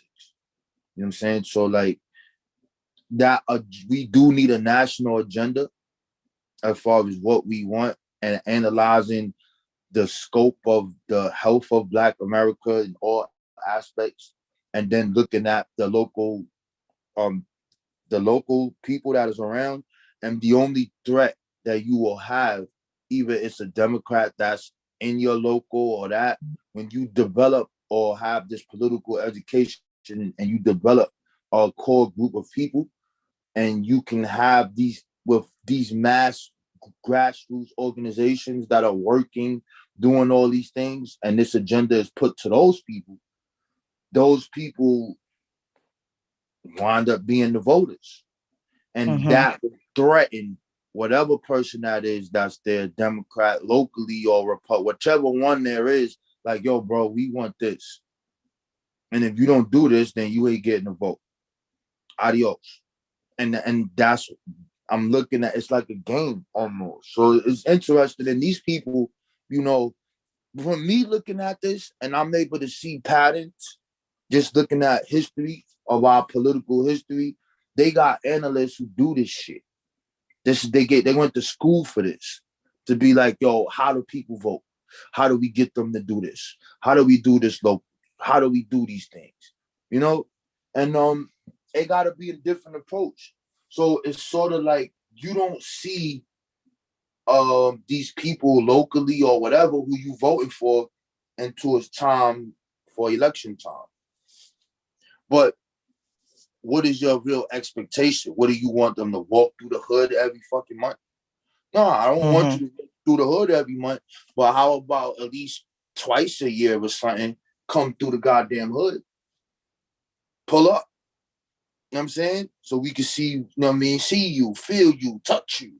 Like, yeah, what you doing? But you only come around, or we only see you that. So I can flip that around and be like, okay, do these white candidates pop up until it's time for vote time? Yeah, they do. But if you're involved in the process, the same thing like we were talking about our school. So this is something that we could do, right? So if we looking at school and the school boards that's going around, this 1776 curriculum is going down. They just did this shit, I believe, in California. They making these laws trying to change, but this is done locally, right? So if you get the people who are on these committees or whoever, whatever, I don't know how every state is, but how we got districts and you have Pacific, like we got a borough president and all that other stuff. You got to get involved in that shit. I mean, and by getting involved in that and the people see it and can feel the change and see what's going on, that's what will push things forward. I mean, but just talking about that, that's something that people could handle because they're pushing this shit all across the country and they keep getting it and it's crazy. And we sending our kids to these schools and we now realizing that you have a Pacific power, but you're not using that power. So, I think as I'm maturing, I believe political education is very important and is very serious because they take it serious. So again, all these other nationalities or these other groups, they are using the political process to get things done. And I think that we need to do that too. And if you don't, there's going to be other political masters that's controlling your fate. Because I'm really understanding this now. Like, yo, everything happens through politics. The local budget, the shit that goes to your park, the shit that go even to how much your teachers is making in the air. All this got something to do with politics. All of it. Every faction of your life has to do with that. How could you not be involved in it? I agree. So with that being said, then, like, do you think that maybe some things need to be kind of put together that kind of expose, how both of these political parties have been treating us as a people over the course of time? Let's look at how these two parties were doing us, during the Reconstruction era. Look at how they were doing us during the Jim Crow era. Okay, hear about during civil rights. Look at how these two parties were doing us then. Okay, now we're in, the 2000s now. We're in modern day. Let's point out how these two parties have been working against our best interests, so people can see the progression and see the history and see how neither of these two parties have our best interests in mind. Right. I agree. Because I think that's missing, because I think if we can't show that, and if we don't show that, we're always going to have the battle of, these group of Black people that wants to stay with the Democratic Party because they don't want to fuck with the Republican Party because they're openly racist. And then you're going to have this small segment of Black people that are hardcore Republicans and Trump supporters because, oh, look at the Democrats. They're doing this and doing that too. But the Republicans, they did this and this, that, and the third. And it's they don't see it. So until you can actually have something tangible to show them and something for them to see that, hey, these people, neither of them have our best interests in heart. Neither of them do. And then doing how what you were doing today. Okay, now that we've shown you that the Republican Party has never had our best interests in mind throughout history, and the Democratic Party has never had our best interests in mind throughout history. Okay, let's show you some of our independent parties that we have actually had in history as a Black people. And we need to, and then from there, we can work on breaking something down into what we could try to come up with today. I agree. I agree. I feel what you're saying. And, just that right there, because I didn't go through all of it because, it's long, but, you'll see us joining the Liberty Party and vote, but you'll see Frederick Douglass. So there's a whole bunch of things that happen. But I really wanted to show the independent part on what black people did politically to be like, nah, we not fit. The same thing we saying now is the same thing they were saying, and then they reacted. This is the point that I wanted to stick today, is that they saw something they didn't like and they immediately reacted. Immediately by program, and by program building, you know, and I wanted to point that out. And yeah, and I wanted to uplift those brothers. They did the best that they could do. Right. And But I have a question for you too, Brother Rawborn. If it's okay, I know other people jumped on the panel. I don't want to take up all the time talking, but like, I know like you and True Story, like both of y'all have kind of like shown us how, you know, Malcolm X, when he was trying to have his own movement and he had people of different groups within that organization all on one mind. And even, you know, we had a lot of free people as well that y'all had pointed out too, that I can't remember the name of the convention or the organization that y'all had brought up in the past, where they had maybe it was Hubert Harris, I can't remember, where they had people of different religious backgrounds and they were all working together in the Black community to get things done.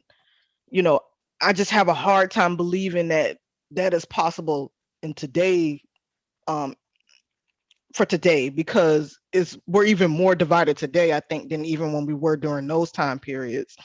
So my question to you is, do you think that with the various divisions that we will be able to get all of these different people with varying degrees of thought to work together on a common goal? Or, and if so, how? Or do you think we need to take a different approach? I think it's the same approach that Ron Daniels gave in his build about building a party, and what was the mistake. And the mistake was, yes, we agree on this, we make this charter, these are the principles, and once everybody agree to those principles, and this is the way that we're going to achieve these principles, any other thing out of that is not accepted and not wanted. So that got to be done right there. That's the like-minded. So now when you have religion and all these other things, the organization is not based off of religion. The organization is based off of the life experiences of the people, and where we see that we all have common interest. And those are things that's going to cover a majority of, is going to be healthcare, it's going to be school, it's going to be police brutality, it's going to be redistribution of finance and earmarking for specific things that we want done.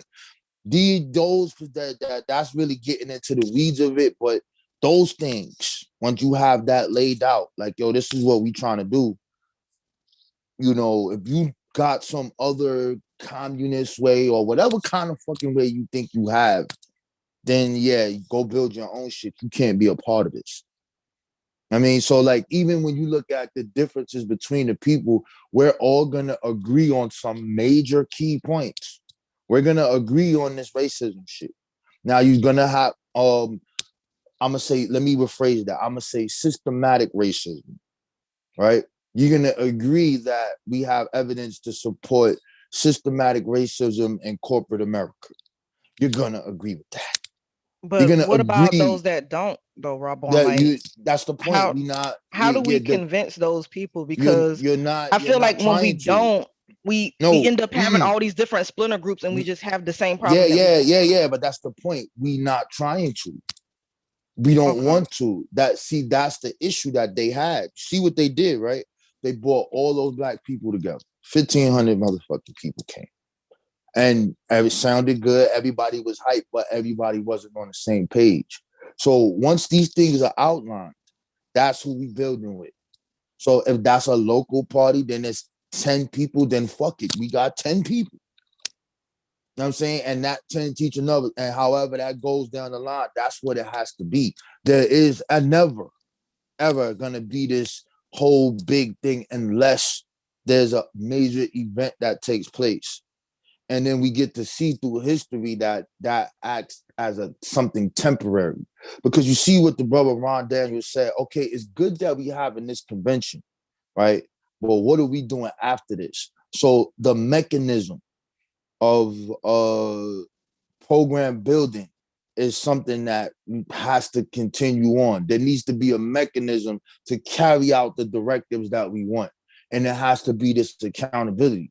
And that accountability is when we come back to meet each other every 6 months or every goddamn year. However it got to go, that report card got to come to the goddamn table, and that report card got to get shown to the people, because in order to be a part of this, you got to pay dues. You got to put some money up. The people got to pay for this. So they need to be this transparency. That right there will differentiate that through all of those, even those political parties that's in our community, because you're not seeing what you voted for these people for. You're not really getting that. No, we here with the people, and I don't think, and that's nothing new that I just said. This is just what I saw that worked. I saw it. Like, this is how those black people got that first black man in the office, because they originally were organizing around their community about specific issues that the community felt needed to be addressed. So no, I agree with you. We not getting everybody, and everybody's not going to be on the same page. And the goal is not to even convince those other people, because it's going to do what you just said. Well, I don't believe in racism. I think race is a social construct. There's no white supremacy. That's all, Yeah. no, I we're mean, not trying to have that argument with this you. is why I'm bringing that up, though, Raw. This is why I feel like it's going to end up being a problem, because, our population is not that big in the United States. So even if we do get the like-minded individuals, if we don't have the majority of those people that are like-minded on our side, and if it's like half and half, where you got half the people over here trying to be a damn Proud Boy or trying to be a black Republican, I feel like it'll be harder for us to get things done and try to influence things. So that's why I'm saying that maybe like the main objective shouldn't be to try to convince them, but at least have some kind of strategy to try to influence those individuals. Well, I think oh, can I be heard? Yeah, No, we we hear can you, hear brother. you. Oh, Go ahead. word. No, CK, I appreciate your thoughts. I think that the idea that you gotta galvanize the people, that's real, but it's like at what stage? And I think that when you look back at President Obama, most black people weren't even rocking with President Obama until he made that speech out here in Denver, when he said it wasn't a black America, wasn't a white America, it was just one America, whatever he had said. And at that moment, he started to galvanize more African American support and more support from outside of the black community as well. And sometimes you just need a victory in order to galvanize the people. They're gonna go where the winners are. And so, from my perspective, I chimed in late, so I didn't see the presentation, but I was in the chat and the discussion about ADOS. In my view, I'm like, wow, you got to have a litigation strategy as well, because from my view, we're not utilizing the third branch of government for what it's supposed to be. We're supposed to take our grievances to the courts, and bang, as a part of your political strategy. It's part and parcel. And I'm like, and that's where you can get many of those victories that galvanize people, that really get people to move. I look at Brown v. Board, and who is Brown? He was like just one guy. Well, there was a small collective. Plessy versus Ferguson. That's one guy, but it galvanized. And I think that's a part of our civic duty is to litigate against our political adversaries. Yeah, but The only reason why I kind of brought that up, I don't want y'all to think I'm crazy as hell, but I'm just concerned that if we just say, oh, we're not fucking with them people. Oh, we don't want them on our side. We don't want them a part of our meetings because they're not on the same one mind as us. That I'm worried that those people that are against what we're trying to do, that they might try to actually work against us. So I don't think they should be ignored. I don't think we should act like they don't exist because they're not on the same page as us, because they could easily end up affecting what we as a people end up trying to do.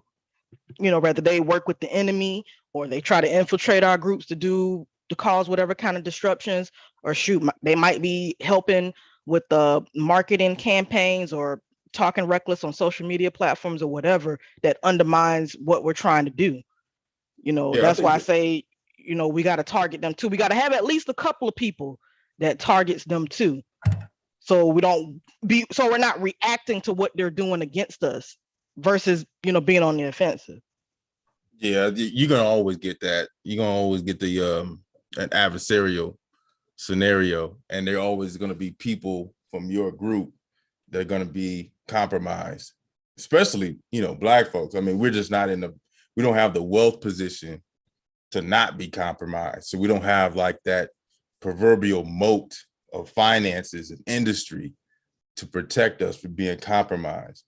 So that's going to be, a part of the unfortunately, a part of the process, regardless of whether you send out, marketing flyers, you post in, direct messages on Facebook, whatever, however you're going to do it, you're going to have, the adversarial camp that's going to be adversarial, most likely because they're just mercenary.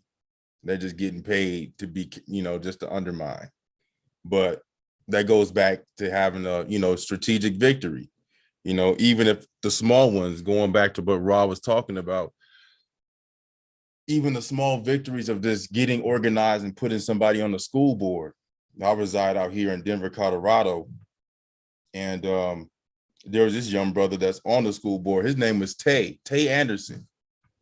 They tried to Me Too him, I think it was last summer. They were giving him the business. Young brother, like 20 some years old, low 20s. And he ran for school board, got on the school board. He was representing for basically the students. He was the only voice. He was the voice of the young people on that school board. Now, when you look at the school board, Denver's not the biggest city in the United States, but it's a significant size city. That school board controls incredible real estate. It's a huge organization in terms of, where they're acquiring land and building, commercial real estate on top of that land. And here's this young brother that's on the board that wants to, that has influence to do things. They try to take him out immediately. They censored him. I think it was last, just over the summer. But that goes, long story long, it just goes to show that it can be done in terms of moving people strategically through the lens of politics. And then from my slant of litigation, what Tay is doing right now, he's litigating against the board for doing that censure move that they did to him. And that's just a part of the whole process. So in terms of organizing and then moving politically to get people in positions of power that affect legislation, and then also when you get into those positions of power, you elect people who will create rules within these agencies. Like you get on the school board and you can impact the dress code of what the kids wear, for example. But the idea that we're going to be able to do this without adversaries from our own people group, I don't think, we don't have to worry about that. You just get organized and, train and stay disciplined to your vision of what your political interests are. And I think folks you'll be able to persuade people to switch teams. I agree. People see the works, people gonna follow suit, man. Yeah. Yeah, that's all it takes. That's really all it takes. Damn, I take this thing off my damn face. Yeah, that's all it takes is to get accurate. But I don't think, from my observation, I don't think doing the political party thing is what we should be doing. I think we should be doing more of creating a PAC or a super PAC and donate money to both sides.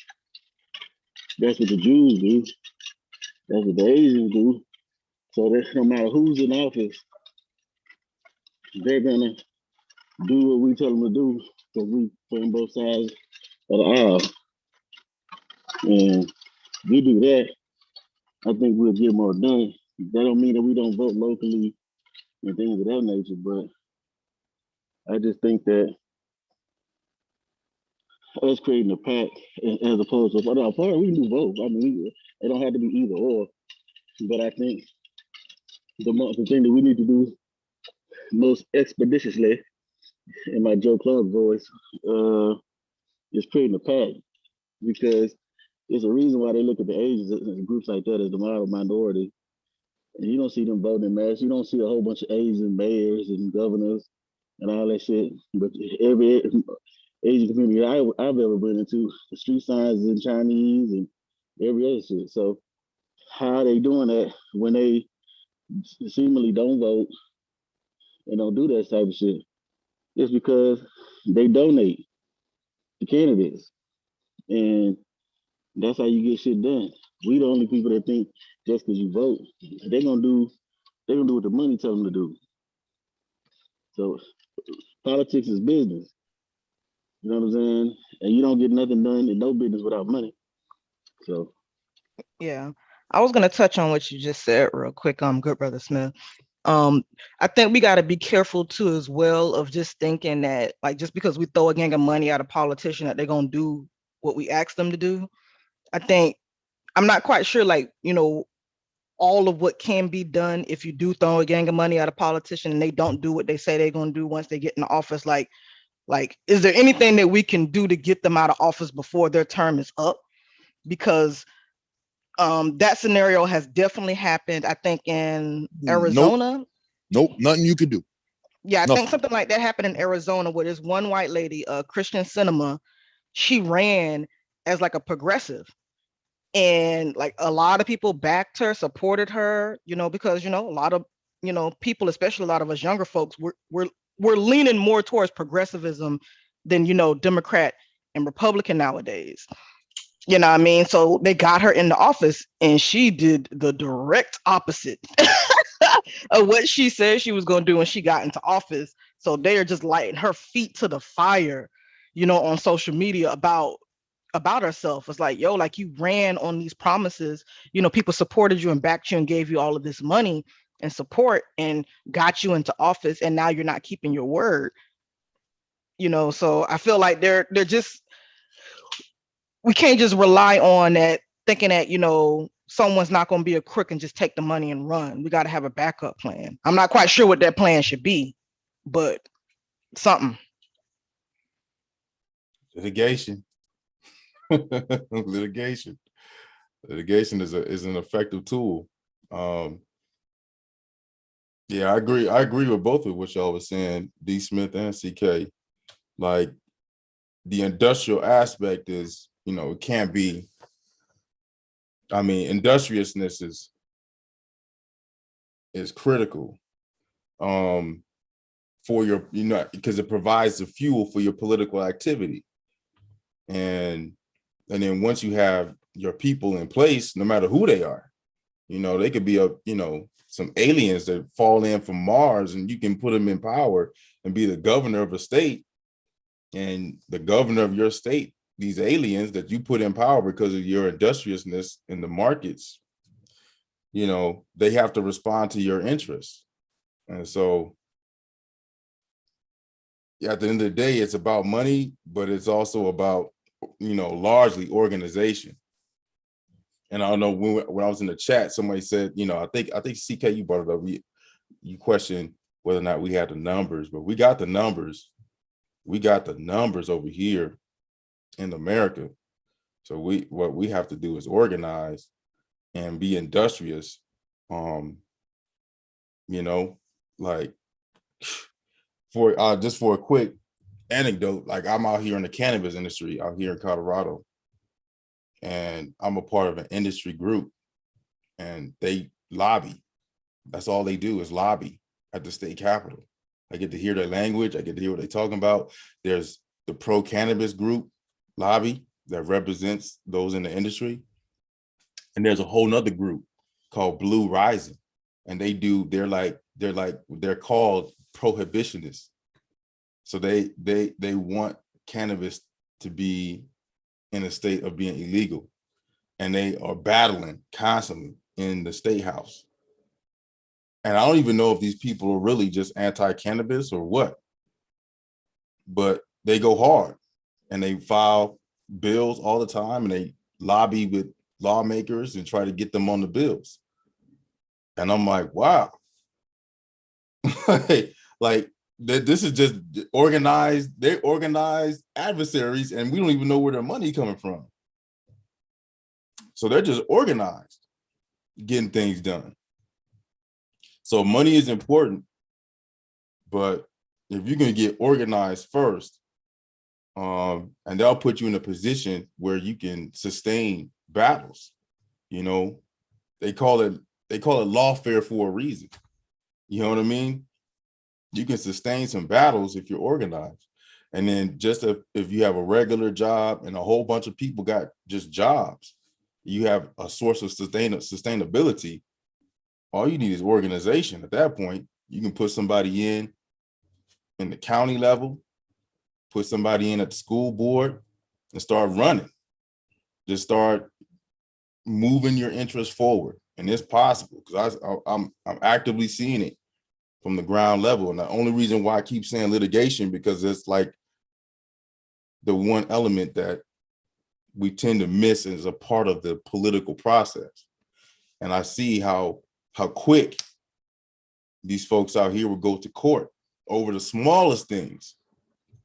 The smallest, just a change in language. Boom, they're going to court. We're going to get the judge to figure out where we're going from this point forward.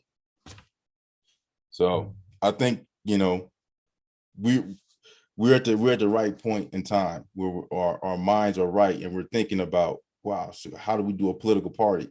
Yes, we got to do a political party. No questions asked. Or you just, you know, debo a current political party. That's what the pro-cannabis people did out here in Colorado. They just deboed the Democratic Party. They just moved right in and moved it, and lobbied them, and they got them to advance their interests, and some of these Republicans too, because they knew that the tax money was coming through. So it's all there. You know, we have, I guess to put it like if we were playing a game, like a football game, we just had the Super Bowl, so this would be appropriate. You got to have 11 people on the field. And regardless, whether you got to have a running back on the field, you got to have a quarterback on the field. But does that mean that every time you call a play that the running back is going to get the ball? No, not at all. And so when we think of it like that, like we got to have a political party, we might as well organize for the political party. But what is it going to do? And sometimes it's going to be for, like Rob was saying, it's going to be about healthcare completely. Like in Flint, it's got to be about healthcare. It's got to be about water, healthcare, pipes. But in another part of the country, it's a different dynamic. Like out here in Colorado, you may want to be moving in industry. How do you get land to grow some cannabis and grow some peaches? And you fighting on that aspect. So. But that's why I said you do both. You know what I mean? Because you influence local elections with your political party, because we don't, you know, as far as the national elections go, we might not be able to get the numbers to influence the national election, but just abstaining and staying out of the fight and making somebody come to us to woo us because they need our vote to swing the election one way or the other. But if we we use the party to elect local members, like you said, the young brother that's on the school board. We need more brothers and sisters on the school board, city council, uh, the different state legislature. We need that. You see what I'm saying? Because that's kind of affects us, our everyday life, a little bit more. So you create the party to affect change in that area, and then you use the political action committee to influence national elections, because now they know that you're voting based upon your best interest, and you're voting more utilitarian, and you're not voting party. You see what I'm saying? Once they understand that, then they're not going to be inclined to get in and renege on their promises, because they see they have whole think tanks that study the trends, the political trends and the trends of the people. So once they see that, oh, these people, they moving like in drumline. They said one band, one sound. So now the same old tricks of the trade and maneuvers that they was doing before ain't gonna work. So they'll adjust, and then they'll have to come to us more with a little bit more integrity. You see what I'm saying? So that's all. Yeah, I agree, bro. I think maybe one thing that we can do for our generation is figure out all of these roles that need to be done. Like you said, like we need a political action committee, right? We need a political party. And we just need to create that, conduct that inventory. And so that people know what needs to be done. You can go where you need to, where your talents will take you and your needs at the time. But we might need to do that, something like that, where the inventory of what tools can be used, we need to do that so that people know, like, what is I'm pretty sure people are not aware what a political action committee is and what its role in the process. Because they're always creating something. You've always got, especially on the other side, your adversaries are constantly creating tools and making rules to undermine. When you sleep, it's going down. They thinking about it. And so, yeah, I feel you. Guys making some good points up in here, man. But I'm about to close this out. If y'all got any last words on this, for those who just came in the building, I brought up an organization that was founded in 1980. It is called the National Black Independent Political Party. It is birthed out of the Black Power conferences, mainly one of the last ones in 1972 in Gary, Indiana. I think you should look at it. Matter of fact, I might as well put that in here before we close that out. Let me grab that, yo. Because I think this captures it. And out of this comes this Black political party. But I wanted to put the backdrop as far as just us making independent parties, period. How they look, what did they get accomplished, what was the names of them. And there's some that it's a couple that I left out, but yeah, it's a good thing. It's a good thing to look at.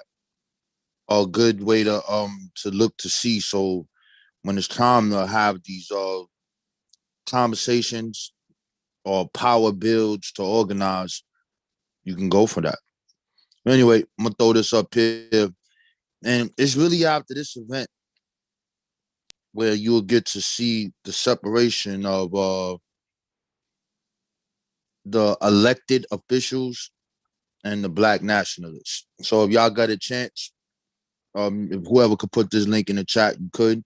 Here's the 1972 Gary Declaration, National Black Political Convention. It says primary document. Here you see Amul Baraka there. So we know now that his son is the mayor, I believe, in a city in New Jersey. I want to say Newark. I might be wrong, but he's there. You see Messy Jesse over there. I'm gonna call him that.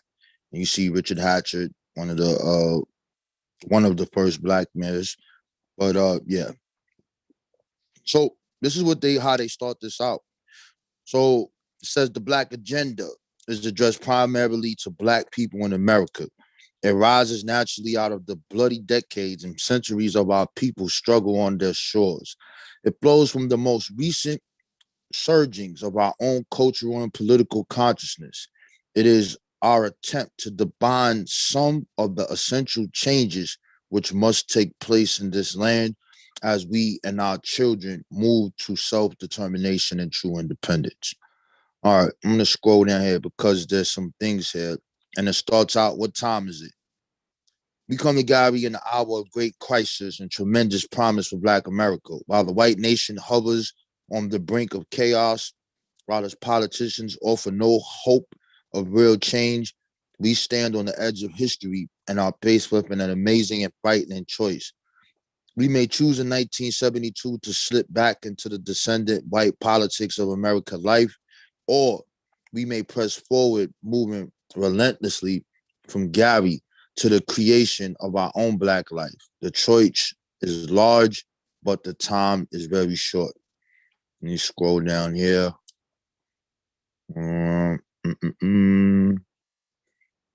So yeah, you guys could look up this. This thing is interesting.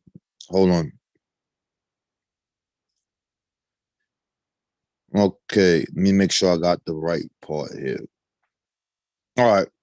It says, for more than a century, we have followed the path of political dependence on white men and their systems. From the Liberty Party in the decades before the Civil War to the Republican Party of Abraham Lincoln, we trusted in white men and white politics as our deliverers. 60 years ago, W.E.B. Du Bois said we would give the Democrats their last chance to prove their sincere commitment to equality for Black people. And he was given white riots and official segregation and peace and war. Nevertheless, some 20 years later, we became Democrats in the name of Franklin Roosevelt, then supported his successor, Harry Truman, and even tried a nonpartisan Republican general of the army named Eisenhower. We were wooed, like many others, by the superficial liberalism of John F. Kennedy and the make-believe populism of Lyndon Johnson. Let there be no more of that. Both parties have betrayed us. Here at Gary, let us never forget that while the times and the names and the parties have continually changed, one truth has faced us insistently, never changing. Both parties have betrayed us whenever their interests conflicted with ours, which was most of the time. And whenever our forces were unorganized, independent, quasi, and compliant, nor should this be surprising. For by now, we must know that the American political system, like all other white institutions in America, was designed to operate for the benefit of the white race. It was never meant to do anything else. This is the truth that we must face at Gary. If white liberalism could have solved our problems, then Lincoln and Roosevelt and Kennedy would have done so. But they did not solve ours, nor the rest of the nations. If America's problems could have been solved by forceful, political skilled, and aggressive individuals, then Lyndon Johnson would have retained the presidency. If the true American way of unbridled monopoly capitalism combined with ruthless military imperialism could do it, then Nixon would not be running around the world or making speeches comparing his nation's descendants to the Greeks and Rome. In any event, what they are talking about here is kind of, well, damn, I ain't think this is kind of wrong. Damn, this is wrong. But they wanted to make their own political party, and they say this thing of, what time is it? And then they tell you it's nation time. And as you heard Ron Daniels, who was there, a lot of things went wrong, went left real fast.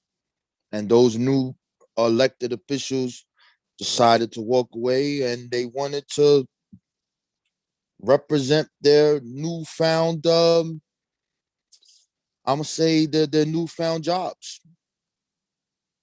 And that's a problem that I believe we're always going to be faced with people who want to side with the establishment, you know, for whatever they think. And they basically were saying that, how you say that? They basically are saying that we got the people's votes. We don't need you people. All right. In any event, I'm gonna be going over this book soon. Where the hell is it? So if y'all can see my screen, I believe you can see my screen. Where the hell did it go? Where is it? Oh, it's right here. This book here. Oh, I'm gonna have to.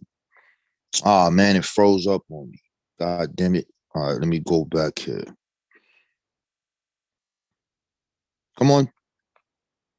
Damn, that's how big the damn thing is.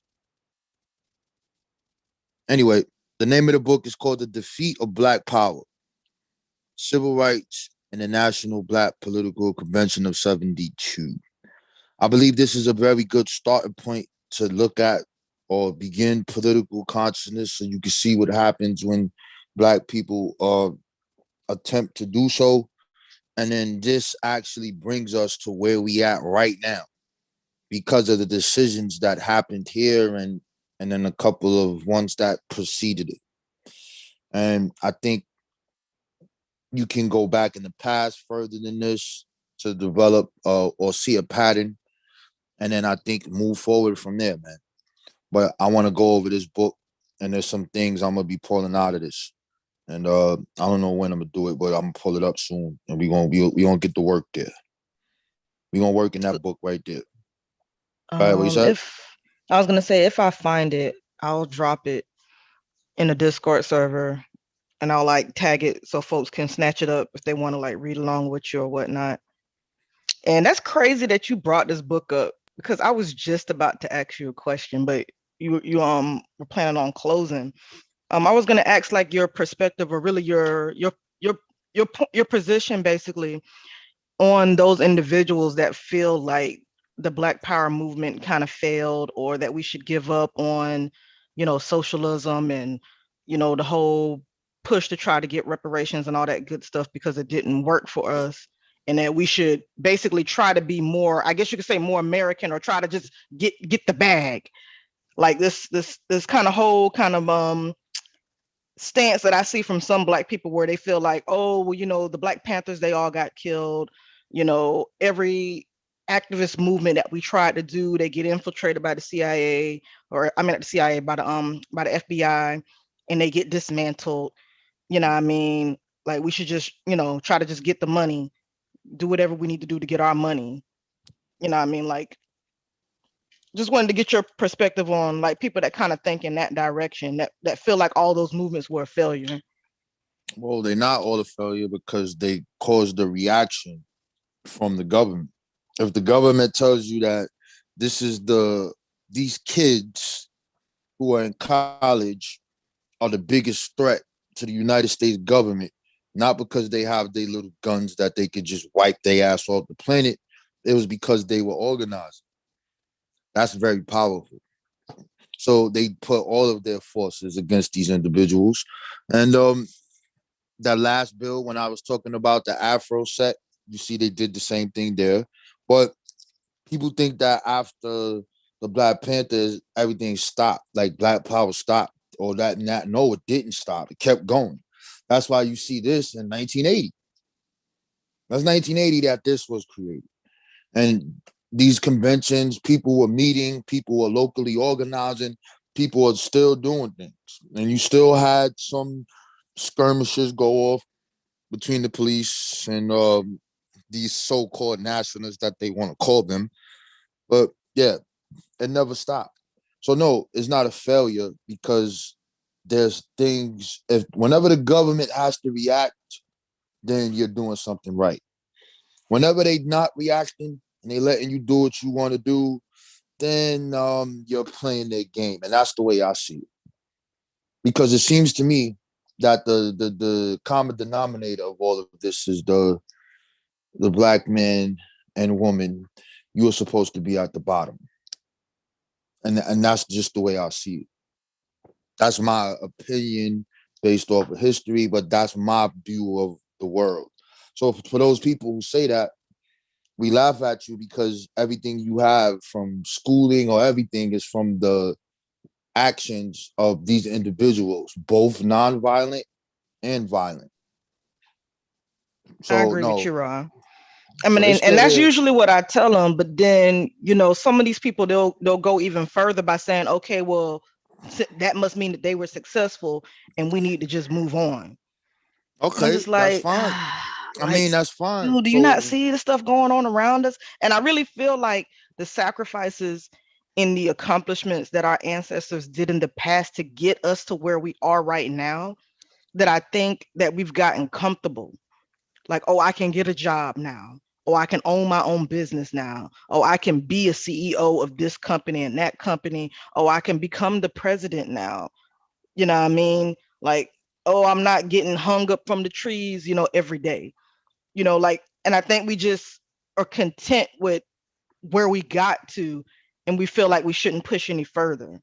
Or that's just the feeling that I get from those individuals that feel like, oh, those movements were a failure, or oh, when you start pointing out things that they did, oh, okay, well, maybe they weren't a failure, but they succeeded, and we got what we wanted. Like, we should move on. that's fine. And then it's like, that's fine. And when we start pointing things out and we're like, okay, um, COVID just happened. COVID lifted the skirt up of the condition or the health condition of black people in America, and it's fucking horrible. Do you think that that's by chance, cause, or black people just being lazy? I beg to differ. You know what I'm saying? And there's just for certain things that are reoccurring. We when you say, listen, I'm American, and if you're American, that means that all of these specific rights are available. Fine, you can vote, right? However, you still have us talking about voter suppression.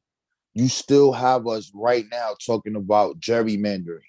You still have these things going on. You still have us complaining about police brutality. You still have us complaining about inadequate education in certain districts. These are certain things like you have us speaking about homelessness. You have us speaking about mental health. You have us speaking about all of these specific things that make up a community. And are we saying that this is, well, it's not that bad, it's a little different? That's fine. So, or just, well, they're like that because they're lazy. We know that's not true. So then we start to talk about, okay, what happens when a black woman graduates? Matter of fact, I'm gonna put it on the screen. So this is what I mean by this. Let me grab it. Let me pull it up. Let me get it on the screen here. So let me go pull something up here. And this is funny because they don't like this and they try to dance around it. But let's put this up here. Because same degree. So I'm talking about education. What? I don't know. What is it? White people? Let me see if I can find that. I'm gonna put this. Let me find this shit, man. All right, so let me go here. Let's put, what was it? Gap.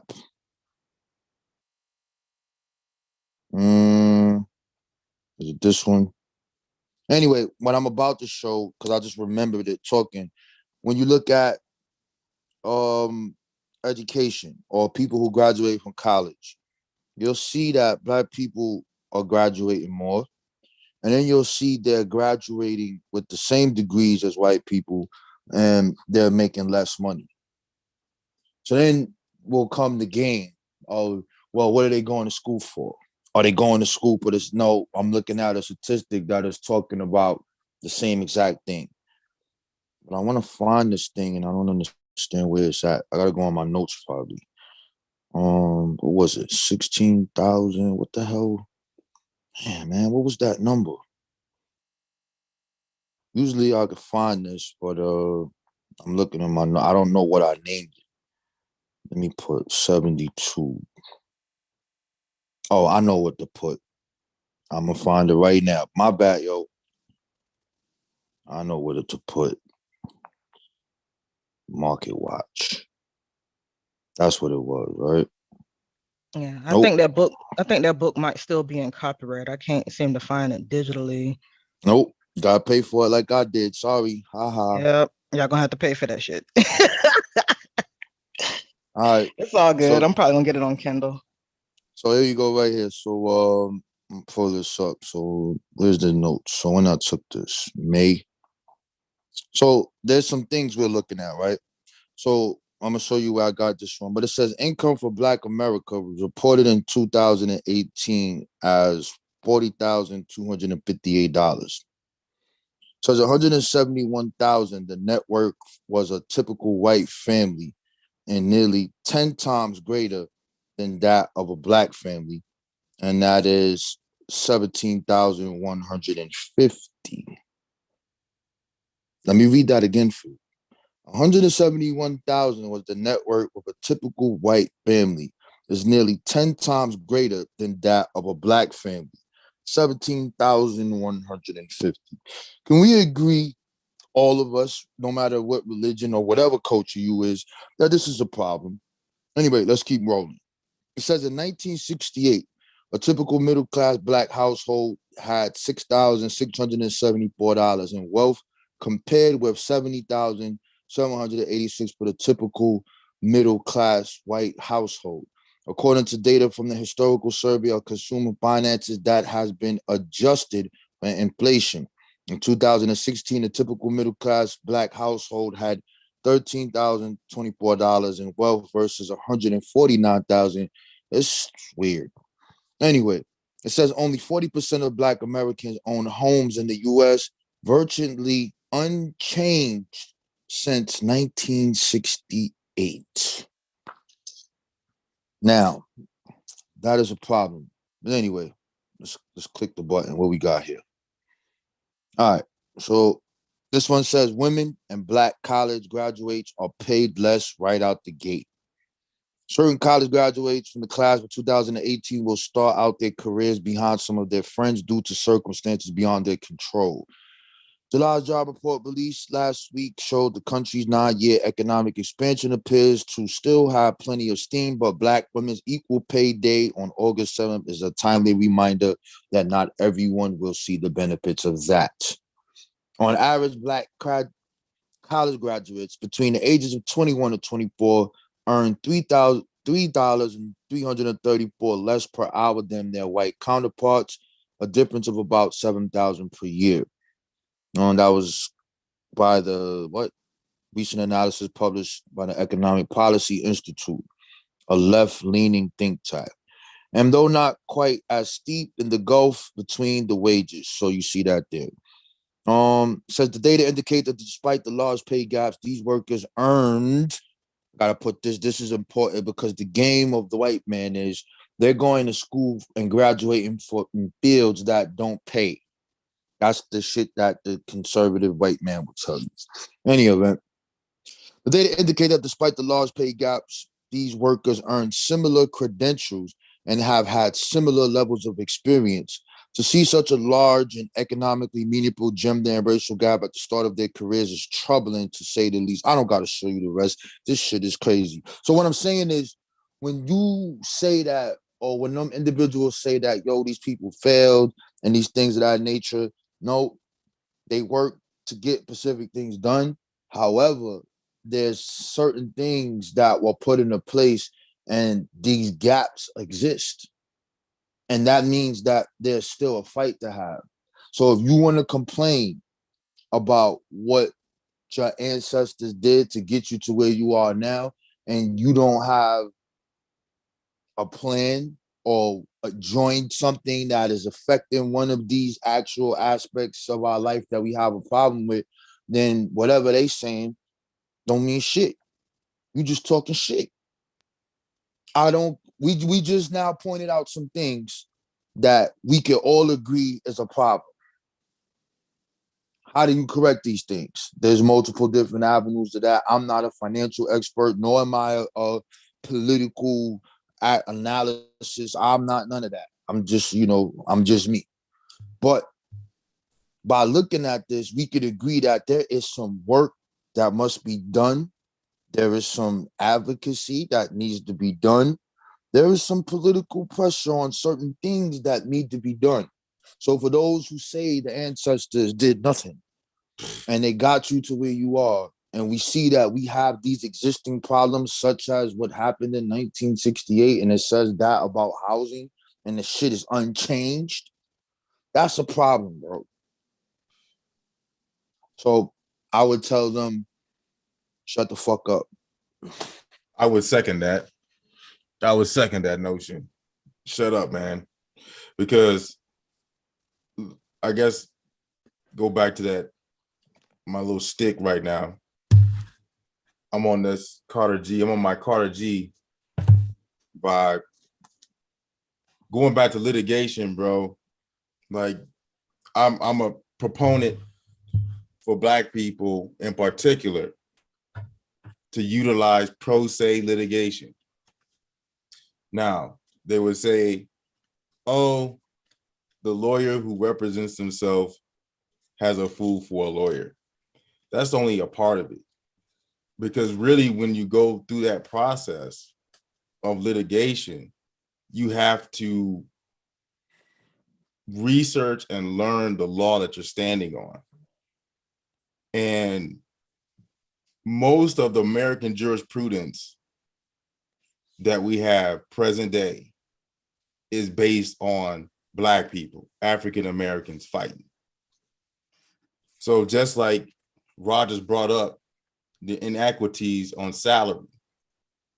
So if you had this problem at your job that you figured out, just like that, the brother that's a NFL coach, when you go to the court, you're going to be standing on some type of law. And the law you're going to be standing on say, hey, there's a discriminatory trend here where Black people are being paid less, Your Honor, and I want to be paid equally. You're going to be standing on the Civil Rights Act of 1964. That's it. Like, and then before that, you're going to be standing on the Civil Rights Act of 1866 to be in a court. So, like, the idea is, I know it could be frustrating, and we got to have patience for other Black people, but we're standing on the product of Black Americans. From just from a plain out legal standpoint, current day American jurisprudence is the result of Black people pressing against the government. And we got more work to do, unfortunately, because we have adversaries and they always moving. I'm gonna leave y'all with this book. I don't have it.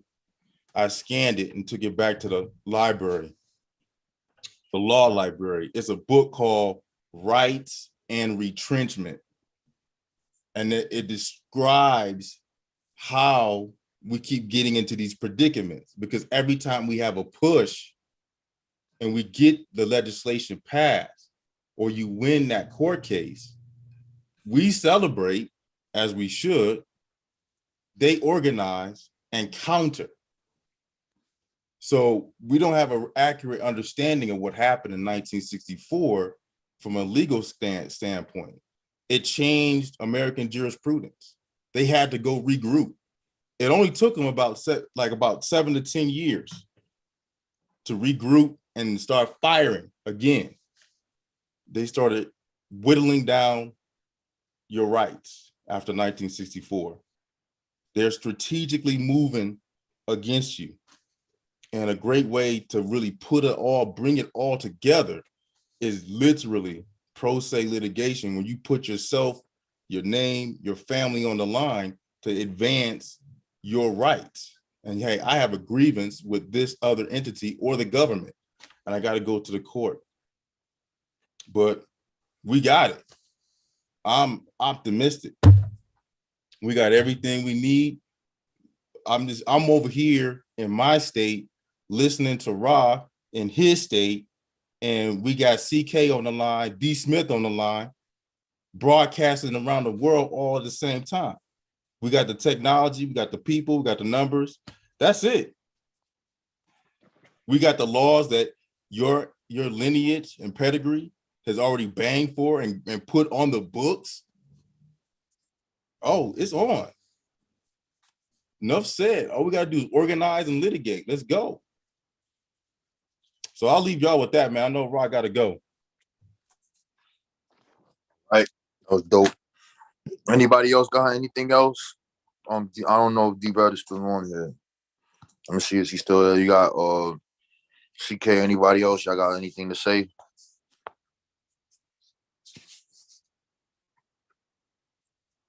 Yo, mic check. Yeah, I'm trying to see if I can find the one book that he brought up. If I find it digitally, I'll drop it in the Discord server for y'all. And if y'all haven't, you know what I mean, make sure y'all join the Discord server. Got plenty of books up in there. I try to drop the stuff that, that Rob Bourne and them, share. So if anybody want to, read it, or if they ain't got the money to be dropping hundreds of dollars on books, you can just snatch it up from there. But thanks for going over this today, Rob Bourne. It was real awesome. No doubt. So peace, everybody in the building. Peace, Donnie, Ali, Melanated Goddess, everything. Peace, Richard. You're always good. Who else is in here? Mr. Blair, my brother Jehuti Ma'at, Jehuti Ma'at in the building. Got everybody in the building, Zane in the building. So you already know our motto, each one teach one. 9 p.m. tonight, Seneb will be on with his Black History Month challenge. He has something, I believe, that coincides with this. I don't know who else he's going to bring on, but anybody who wants to join that, all you have to do is bring 2 slides of some information about some Black people in the Americas that we normally don't speak about, and you could jump on the show and share your information. We have no problem with letting the people share their information. And if you feel like you learned something that you didn't hear before, you know what to do. Hit the green Cash App. Hit the goddamn Cash App. Scam guard. Yo, I'm out of here. Melanated Goddess, I went back to Clubhouse. So if you want to come through, I'm under a new design, a new name, a new face. All right, y'all. Peace to everybody in the building. You got any last things, Kilowatt, or you done? Kilowatt left. All right, man. D-Red. There? Gone? All right, peace, D-Red. Peace, CK. We shutting it